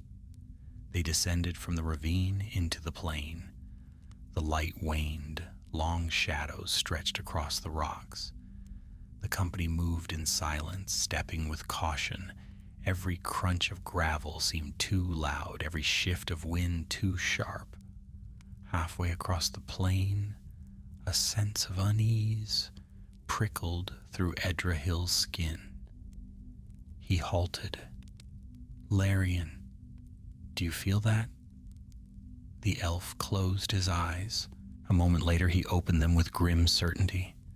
We are not alone, Galdric grunted. Orcs? No, Larian whispered. Something else. A low growl rolled across the plain, deep, guttural, not unlike the rumble of shifting earth. The captives froze. Merwin drew his sword. Phalar notched an arrow. From behind a cluster of boulders ahead, a massive shape emerged. A troll, but unlike the ones in the glen, this creature bore scars like cracks across its stony hide. Its eyes glowed with a dull, molten orange. In its broad fists, it clutched a broken pillar of stone, wielded like a club. Halwyn gasped. It followed us. Larian's voice was tight. Not followed, driven. The enemy will not let us escape so easily. The troll roared, shaking the plain. It charged, heavy feet pounding, earth trembling with every step. Scatter, Edrahil bellowed. To the rocks. The company broke apart, fleeing toward the boulders. The troll swung its stone club downward where they had stood moments before, shattering the ground in an explosion of dust. Galdric roared and rushed forward, striking the troll's leg. His axe glanced off the beast's rocky hide, leaving only a shallow mark. The troll turned on him, raising its club. Larian! Edrahil shouted. The elf fired. His arrow struck the troll's eye, embedding deep. The beast screamed, staggering backward. Again! Merwin called, slicing at the troll's ankle. His blade found a crack and bit deeper. The troll reeled, swinging blindly. Its club slammed into a boulder, sending fragments flying. Halwyn shielded a fallen elder with his body trembling. We must end it. We try, Edrahil growled, lunging forward. His spear thrust into the troll's knee, piercing between two cracked plates of stone. The troll howled. It collapsed to one knee, flailing wildly. Galdric seized the moment. With a mighty cry, he leapt upon the creature's arm and struck its skull with all his strength. Phalar's arrow followed, piercing the other eye. The troll swayed, roared, and toppled sideways, crashing onto the plain with thunderous force. Silence followed, heavy and trembling. Edrahil stood panting, wiping dust from his face. Is anyone hurt? Halwyn helped the elder rise. Only shaken. Merwin leaned against a stone, catching his breath. By the stars. Its strength was beyond any we faced. Larian studied the fallen beast. It was driven, he murmured, sent to break us. Morgoth stretches his hand far beyond Angband. He will not relent until we reach lands beyond his grasp. Edrahil looked toward the far ridge, still distant but reachable before nightfall, if they pressed on. Then we do not stop, he said. This victory has cost us time. We must cross the ridge now. As the sun sank behind the hills and shadows deepened, the company moved once more, worn, wounded, but unbroken, and though darkness gathered behind them, Edrahil felt a growing fire within his chest, the fire of those who refuse to bow to the shadow. Dusk slipped over the land like a veil of ash as the company approached the low ridge. The plain behind them darkened swiftly, its scattered boulders swallowed by shadow. The sky streaked with fading gold, dimmed into a somber gray. A chill wind murmured across the stones, carrying with it the faint scent of smoke. And something colder still, the memory of Angband's dreadful breath. We must cross before full dark, Edrahil said quietly, his voice steady despite fatigue. Once night falls, the plain becomes the enemy's hunting ground. Larian walked at his side, leaning slightly on a broken staff he had taken from the troll's resting place. The ridge is steep, but safer than remaining in the open. Beyond it lies a stretch of hills that bend southward. Few orcs wander there. Then we pray no new shadow stir, Merwin muttered. glancing behind them as though expecting another troll to rise from the dusk. The captives followed in weary silence. Their steps were slow, but something like hope flickered quietly among them. Even after terror and toil, even after the shadow of the glen and the thunder of the troll, they continued steadily, bonded now not only by fear, but by the fierce will to live. Halwyn walked near Edrahil, steadying one of the elders. "The ridge looks steep," he said, breathing hard. "Can they climb it?" "They must," Edrahil replied gently, "and we will help them every step." The ridge rose before them, a slanted wall of stone dotted with patches of tough scrub. Narrow ridges wound upward at uneven angles, forming a path of sorts. Shadows clung to the crevices, growing deeper with every passing moment. Galdric surveyed the climb and grunted. A mountain goat would complain of this path. "Then be twice as stubborn as a goat," Phalar answered softly, lifting his bow as he scanned the horizon. "We have little choice." They began the ascent. Edrahil led, placing his hands and feet with care as he guided the captives upward. The stone was rough, crumbling in places. Pebbles skittered down the slope, bouncing sharply in the growing gloom. Behind him, Galdric lifted the elder woman across his broad back without a word. Merwin helped two young men cling to the rocks.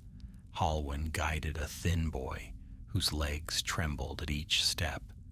Larian supported a wounded elder, his movements graceful despite pain. The climb was slow. At times, Edrahil felt the weight of the earth itself, pressing against his limbs.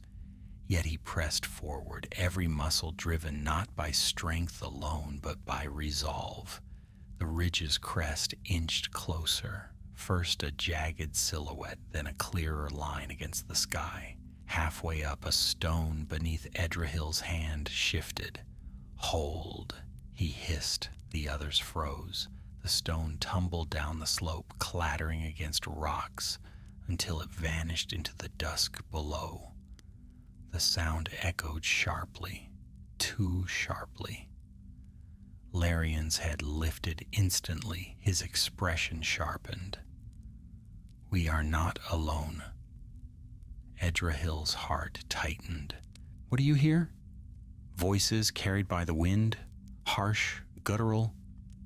Larian pointed into the darkening plain. "There, near the dead troll's fall." Galdric growled under his breath. "More orcs? Have they followed us so quickly?" "Not many," Larian replied. "A scouting band, perhaps, seeking signs of survivors. If they find our trail—" He did not finish the thought. The danger needed no word. Edrahil motioned urgently. "We climb faster, quietly, no more slips." Strength surged anew in tired limbs. The ridge's crest was now only 20 paces above. Edrahil secured his grip, shifted his weight, and pulled himself upward. Behind him, the others followed with renewed determination. The wind shifted. Faint shouts rose, a harsh cry of command. Torches flickered in the darkness below. "They have found something," Merwin whispered. "Not us," Edrahil said firmly. "Not yet." At last he reached the crest. The top was narrow, a long spine of stone leaning slightly westward, but broad enough for the company to stand in single file. Edrahil pulled Halwyn up, then Merwin, then Phalar. Galdric climbed next, heaving himself over the edge with a grunt before guiding the elders carefully behind him. Larian came last, moving with eerie quiet despite his wounds. Once he stood beside Edrahil, he looked northward. The plain below was no longer empty. Torches glowed faintly like fireflies in the dusk. Shadows moved between the stones, orcs prowling hungrily. "We must descend the far side," Edrahil whispered. "Now!" The southern slope was steeper, but safer from sight. They began the descent at once. The stone here was smoother, shaped by winds that had carved gentle hollows over long years. Even so, the path twisted sharply at points, demanding careful steps. By the time they reached the lower ridge, darkness had deepened. Only a thin band of dim light clung to the horizon, fading into the oncoming night. The land beyond was kinder than the wilderness they had crossed. Hills rolled gently southward, sparse trees dotted the valleys, and though all was shadowed by twilight, the air felt different, fresher, less burdened by the presence of the enemy. "We rest here for a moment," Edrahil said, panting softly. "Drink if you must, but sparingly." As the captives settled among the low brush, Halwyn approached Edrahil again, a troubled frown creasing his brow. "There is something I must confess," he said quietly. Edrahil studied him with concern. "Speak, Halwyn. You have nothing to fear from us." Halwyn lowered his gaze. "It is about LOTR." At the name, a cold silence briefly touched the air. Halwyn swallowed. "Before we were captured, before the orcs seized us, he came to our camp. He spoke to us. Not openly, not before the elders, but to some of the young. He told us he had found a new power, that Morgoth would raise men above the elves and the other free peoples. He said he would teach us what he had learned if we followed." Edrahil stiffened. "You never mentioned this." "I feared your anger," Halwyn murmured. "But you must understand, many were desperate. The war pressed close to our lands." Some considered his words, not out of wickedness, but fear. Fear for their families, fear of losing everything. Larion approached silently, listening. Halwyn's voice trembled. "When the orcs came, some who had spoken with LOTR surrendered willingly. They believed he would shield them, that he would save them." "And did you believe him?" Merwin asked, stepping closer with gentle firmness. Halwyn shook his head. "No." I felt wrongness in his voice, darkness. But others trusted him. Edrahil placed a hand on Halwyn's shoulder. "You did well to speak of this now. It explains why the orcs seized so many so swiftly, and why some of the prisoners acted strangely." Larion looked toward the north. "LOTR's corruption runs deeper than we feared. He does not serve Morgoth for survival, but for ambition. An ambition rooted in darkness spreads like poison." A faint rumble echoed from the ridge above, drawing their attention. Torchlight flickered again in the far distance. "They continue their search," Galdric said grimly. Edrahil nodded. "Then we cannot remain here. We press south until our strength fails." The company rose once more. The captives donned their cloaks. Merwin and Phalar guided the walking lines. Galdric took up the rear, axe ready. Larion stood beside Edrahil briefly. "There is a forest to the south," the elf said softly. "Not large, but dense and old. If we reach it before dawn, we may find shelter enough to evade pursuit." "Then we make for the forest," Edrahil replied. "Lead us." They marched beneath the growing night. Stars glimmered faintly overhead, an uncommon sight in these darkened lands, for the clouds that drifted from Angband often dimmed the sky. Tonight, however, the heavens revealed slender sparks of silver. Halwyn looked up with weary longing. "I had forgotten the stars." Larion, walking near him, smiled faintly. "The stars are never truly gone, only hidden for a time." Hours passed. The hills rose and fell like the slow breath of the earth. The company staggered more than walked, yet they did not halt. At last, a whisper of trees appeared along the southern horizon, dark shapes gathering together like cloaked sentinels. "The forest," Larion whispered. "We have reached its border." Relief washed through the company, but as they stepped beneath the first branches, Larion lifted his hand sharply. "Wait!" Edrahil tensed. What is it? Larian's eyes narrowed. Something stirs in the forest. Not orcs, but something moves. Galdric tightened his grip on his axe. More trolls? No, Larian said slowly. Something quieter. Something watching.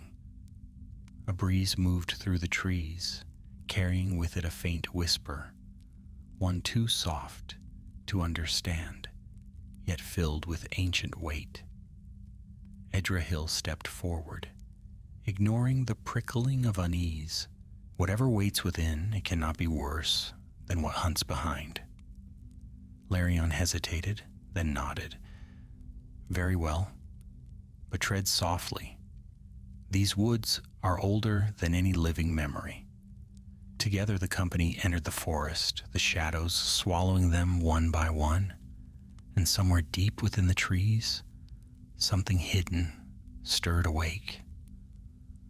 The forest closed around them like the folds of a great ancient cloak, its boughs arched overhead in tangled canopies, weaving moonlight into silver threads that flickered along the path. Some trees stood tall and straight, while others bent at strange angles, their trunks twisted by age or storm. A hush lay upon the woods, not the dead, lifeless stillness of lands under shadow, but a heavy, listening quiet as though every branch and root held breath. Edrahil led with careful steps, his spear lowered but not drawn back for battle. The earth beneath his feet was soft, with fallen leaves and ancient dust. Each sound, however small, echoed strangely between the trees. Behind him, the captives walked close together, cloaks drawn tightly around shoulders, growing cold in the night air. Larian moved at Edrahil's right, his eyes half closed as though listening with senses beyond mortal hearing. There is power here, he whispered, old power, not evil, yet not welcoming. Galdric grunted quietly. I've had enough of strange powers. Let the trees mind their own trunks. We only seek passage. Larian's gaze flickered toward him. In such places, it is often wise to ask permission of the unseen, but haste leaves us little time for courtesy. Edrahil cast him a brief, questioning look. It means, Merwin murmured from behind, that we are tolerated for now. They walked deeper. The forest path dipped gently into a hollow where pale roots rose from the earth in tangled webs. Mist drifted above the ground in light, swirling patches, coiling around legs like low-lying spirits. Reluctant to be disturbed, Halwyn kept close to Edrahil, his hand clutching the hilt of a blade too short and light for his trembling grip. Do you think it was the orcs I heard? Or something else? Edrahil shook his head. The orcs would howl and jeer. Silence does not suit them. Phalar added softly, nor would they hide so carefully. They charge like wolves made clumsy by hunger. Then what watches us? Halwyn whispered. Larian answered only with silence.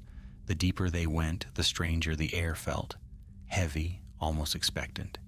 Yet the forest did not stir in malice. Instead, it seemed filled with a slow, ancient memory, burdened but alert. At last, they reached a glade where moonlight pooled on smooth stone. The trees around it bent inward, forming a broken ring. Edrahil stopped, raising a hand for the others to hold. The glade's center was marked by a single massive tree, an oak of impossible age, its trunk wide as a house, its crown spreading high into the night. Its bark bore the marks of centuries, scars, hollows, and deep ridges that wound upward like carving lines etched by time itself. Yet it was no ordinary oak. Larian inhaled softly. Behold, an ancient one. Edrahil frowned. Explain. Larian stepped forward slowly, reverently. This tree has stood since before the first rising of the moon. It is older than many realms. Some forests remember their beginnings through such guardians. Galdric raised a brow. A tree the guards? Indeed, Larian said, though not as you might think. Its roots run deep and its memory is long. It feels when evil treads its ground. As if summoned by his words, a low creaking groan stirred within the tree, an ancient sound like timbers shifting in the night.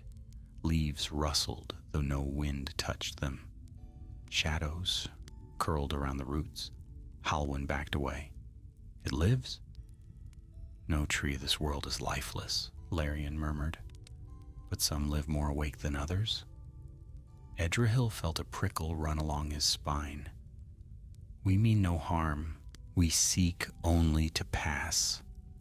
The forest answered with another groan, deeper, older. Leaves fell in a slow, spiraling drift, as though shedding centuries of memory. Merwin whispered, I do not think it wishes us to remain. Valar nodded. Then we must go before the forest's patience wanes. Edrahil gestured to the others. We move around the glade. No torches, no loud speech. The company carefully skirted the clearing's edge, taking pains not to disturb the fallen leaves or brush against the low-hanging branches. Yet as they drew away from the ancient oak, a faint shimmer rippled across the glade, light dancing like thin threads wound between the trees. Magic, Halwyn breathed. No, Larion corrected. Memory. They continued deeper until the glade vanished behind the trunks. The forest thickened once more, yet the tension slowly eased. The trees grew less twisted, their branches softer. The ground rose gently toward rolling hills, where the night air flowed more freely. But as they passed between two towering pines, Edrahil's ears caught a faint, rhythmic sound, something like distant footfalls. He halted abruptly. Do you hear that? Galdric stiffened. Aye. Merwin's hand drifted toward his blade. Many feet? Light ones? Larian closed his eyes. The faintest smile touched his lips. Not orcs, nor trolls, nor any servant of shadow. Edrahil frowned. Then who? A soft whistle cut through the trees, high, swift, deliberate. Before Edrahil could react, figures glided from the shadows, moving with grace too fluid to be mortal. Elves. A small band of them clad in muted gray and green stepped into the moonlight. Their movements were soundless, as though the forest itself bore their steps.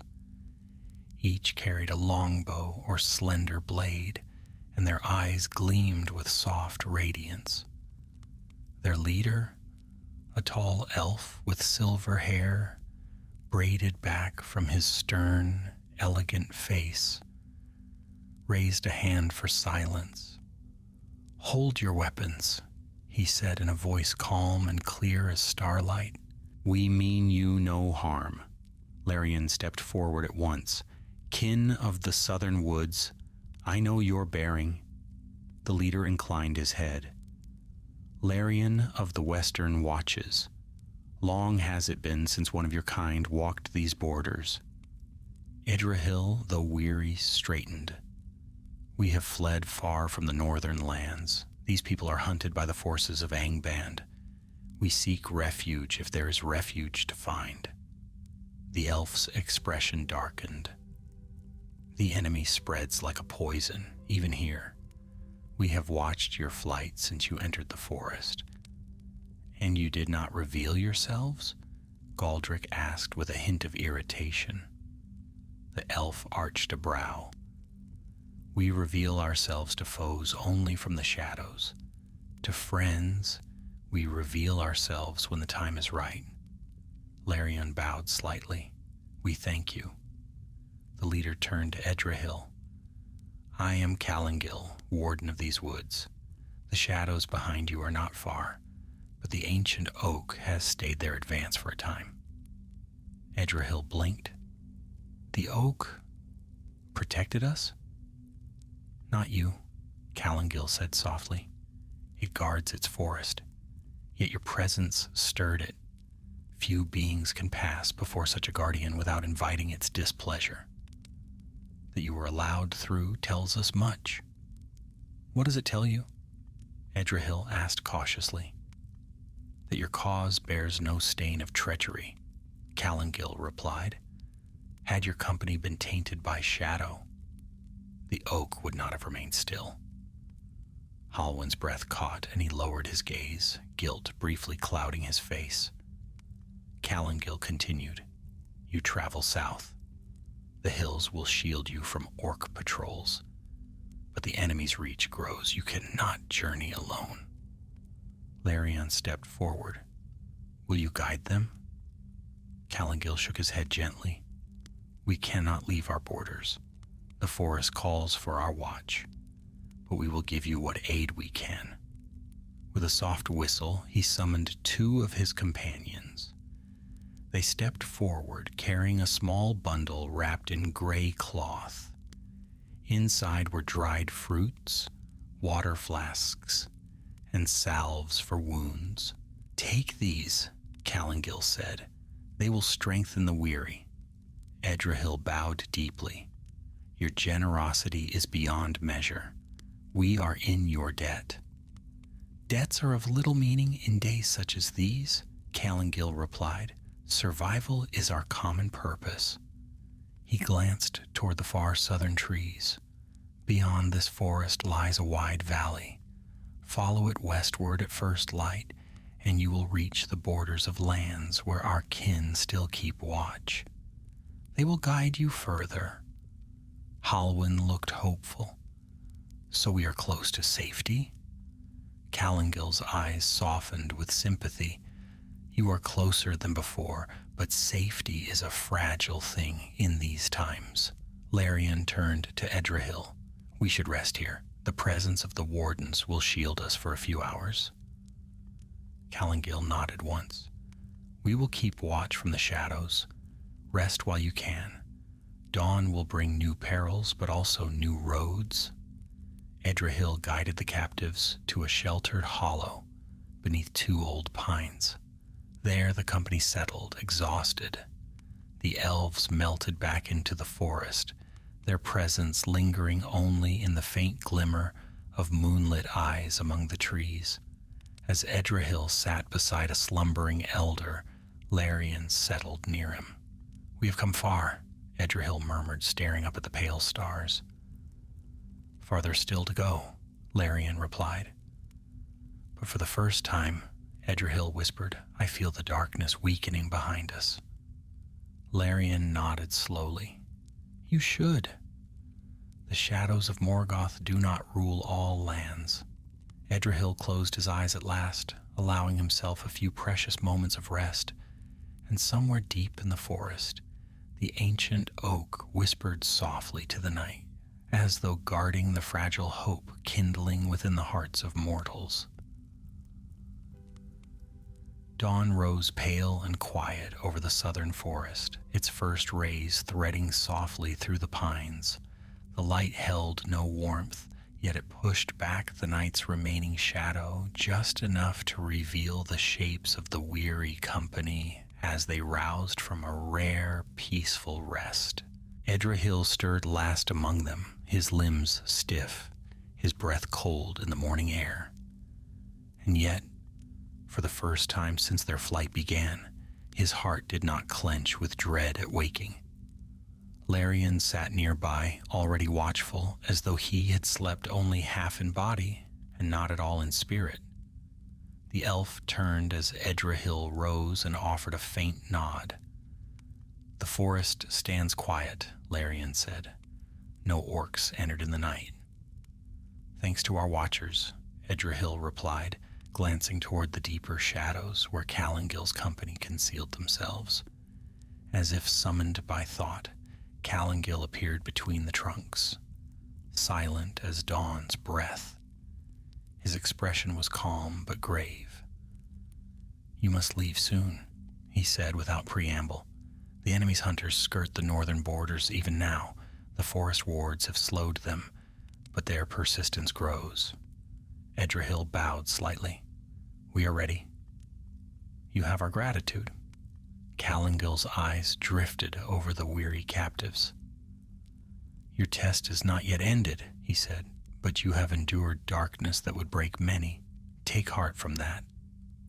Larion stepped forward. "We will follow the valley as you instructed." Callangill nodded. "Beyond the hills lies a sheltered land. There you will find allies who will guide you farther south. But be wary, Rathar yet hunts you." Halwyn flinched at the name. "Will he never stop?" "Not while Morgoth's poison drives him," Callangill answered. "But shadows unravel when brought into the light. His time will come." With that, the elves vanished once more, leaving the company to prepare for their final march.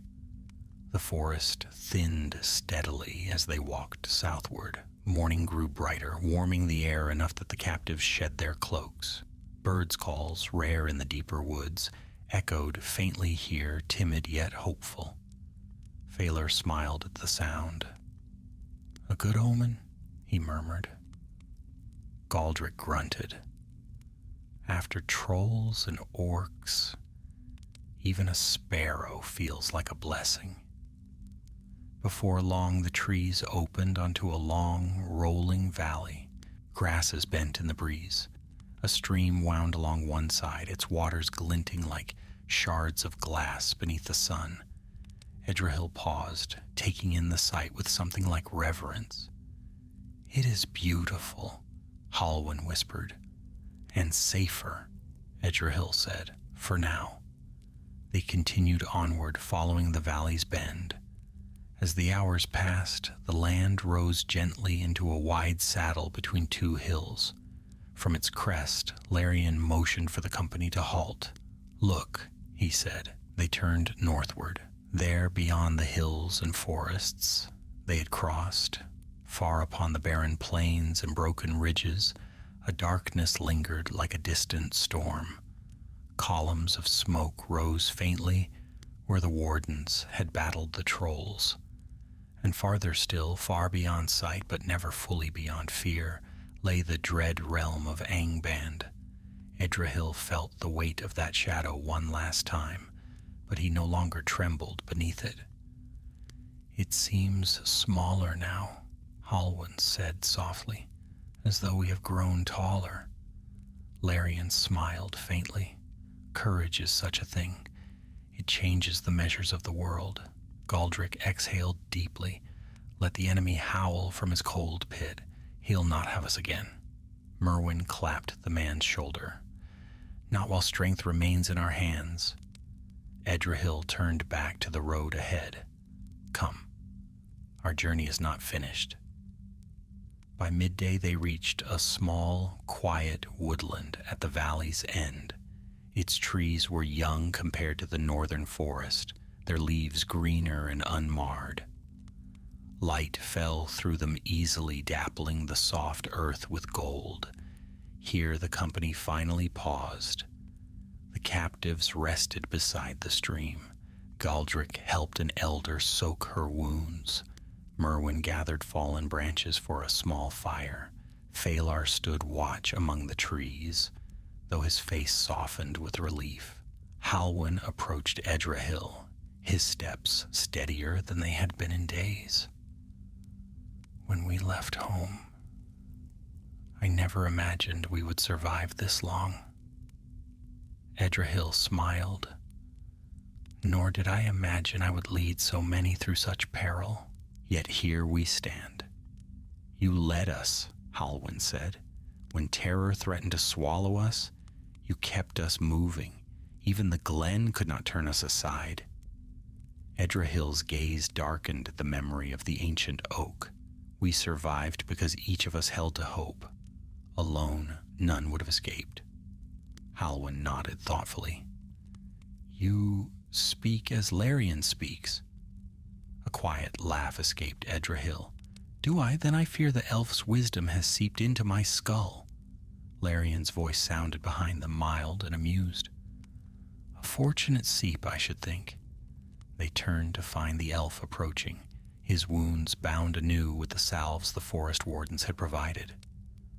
"We must resume our march soon," Larion said. "I sense no danger near, but shadows follow long journeys." As if summoned by his words, a distant sound drifted faintly across the hills, a horn call, low, faint, yet unmistakable. Halwyn paled. That sound, Edrahil's jaw tightened. "Rathar," Larion's eyes gleamed with concern. "He hunts still." Galdric rose, gripping his axe. "Let him come. I owe him a reply for the pain he has caused." "No," Edrahil said firmly. "This is not our battle. Not here. We must reach the southern wardens." "But if he finds us before then?" Merwin asked. Edrahil turned, gaze steady. "Then we face him together." They marched again, quicker now, moving as shadows stretched long behind them. The horn call sounded twice more, each time nearer than before. Halwyn's breath trembled. "He will not stop, will he?" "No," Edrahil answered softly, "because he does not hunt with his own mind. Morgoth drives him." They reached the far edge of the valley just as the sun dipped toward afternoon.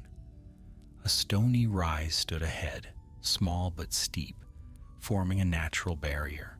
Beyond it, Larion promised, lay lands protected by elven watchers. But as they approached the rise, a shape emerged on the ridge. A single figure, armored in dark mail, a sword gripped in his hand. Rathar. He looked down upon them, his face twisted with furious triumph. "You run far, Edrahil," he called, his voice carrying on the wind, "but not far enough." The captives froze.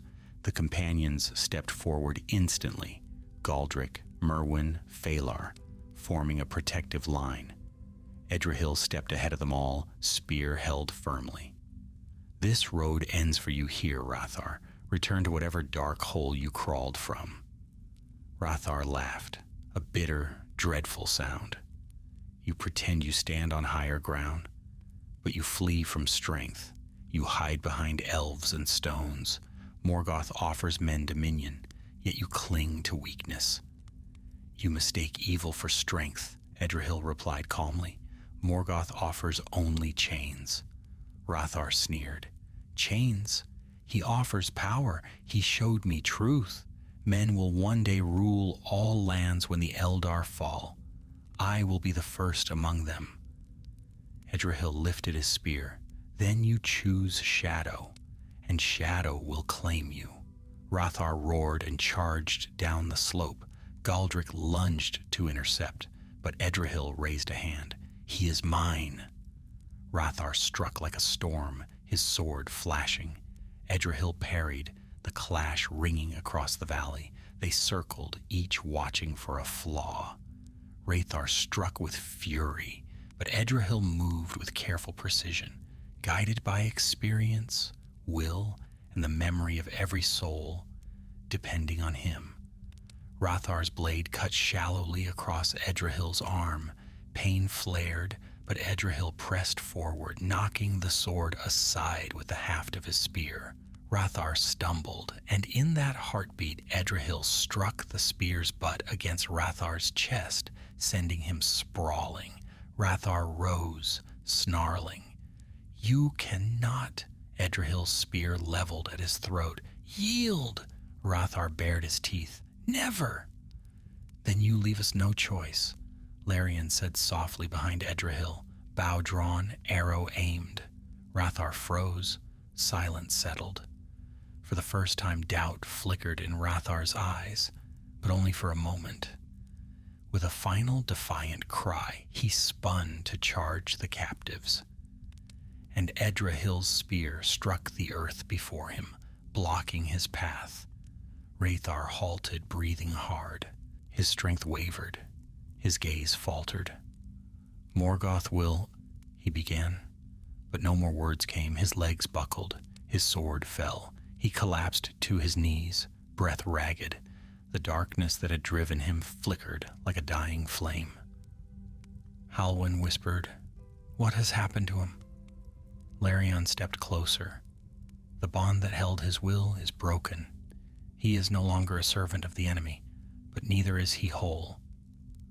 Hrothgar lifted his gaze to Edrahil, exhausted, hollow, stripped of pride. "I did not understand." Edrahil lowered his spear. "Rest now.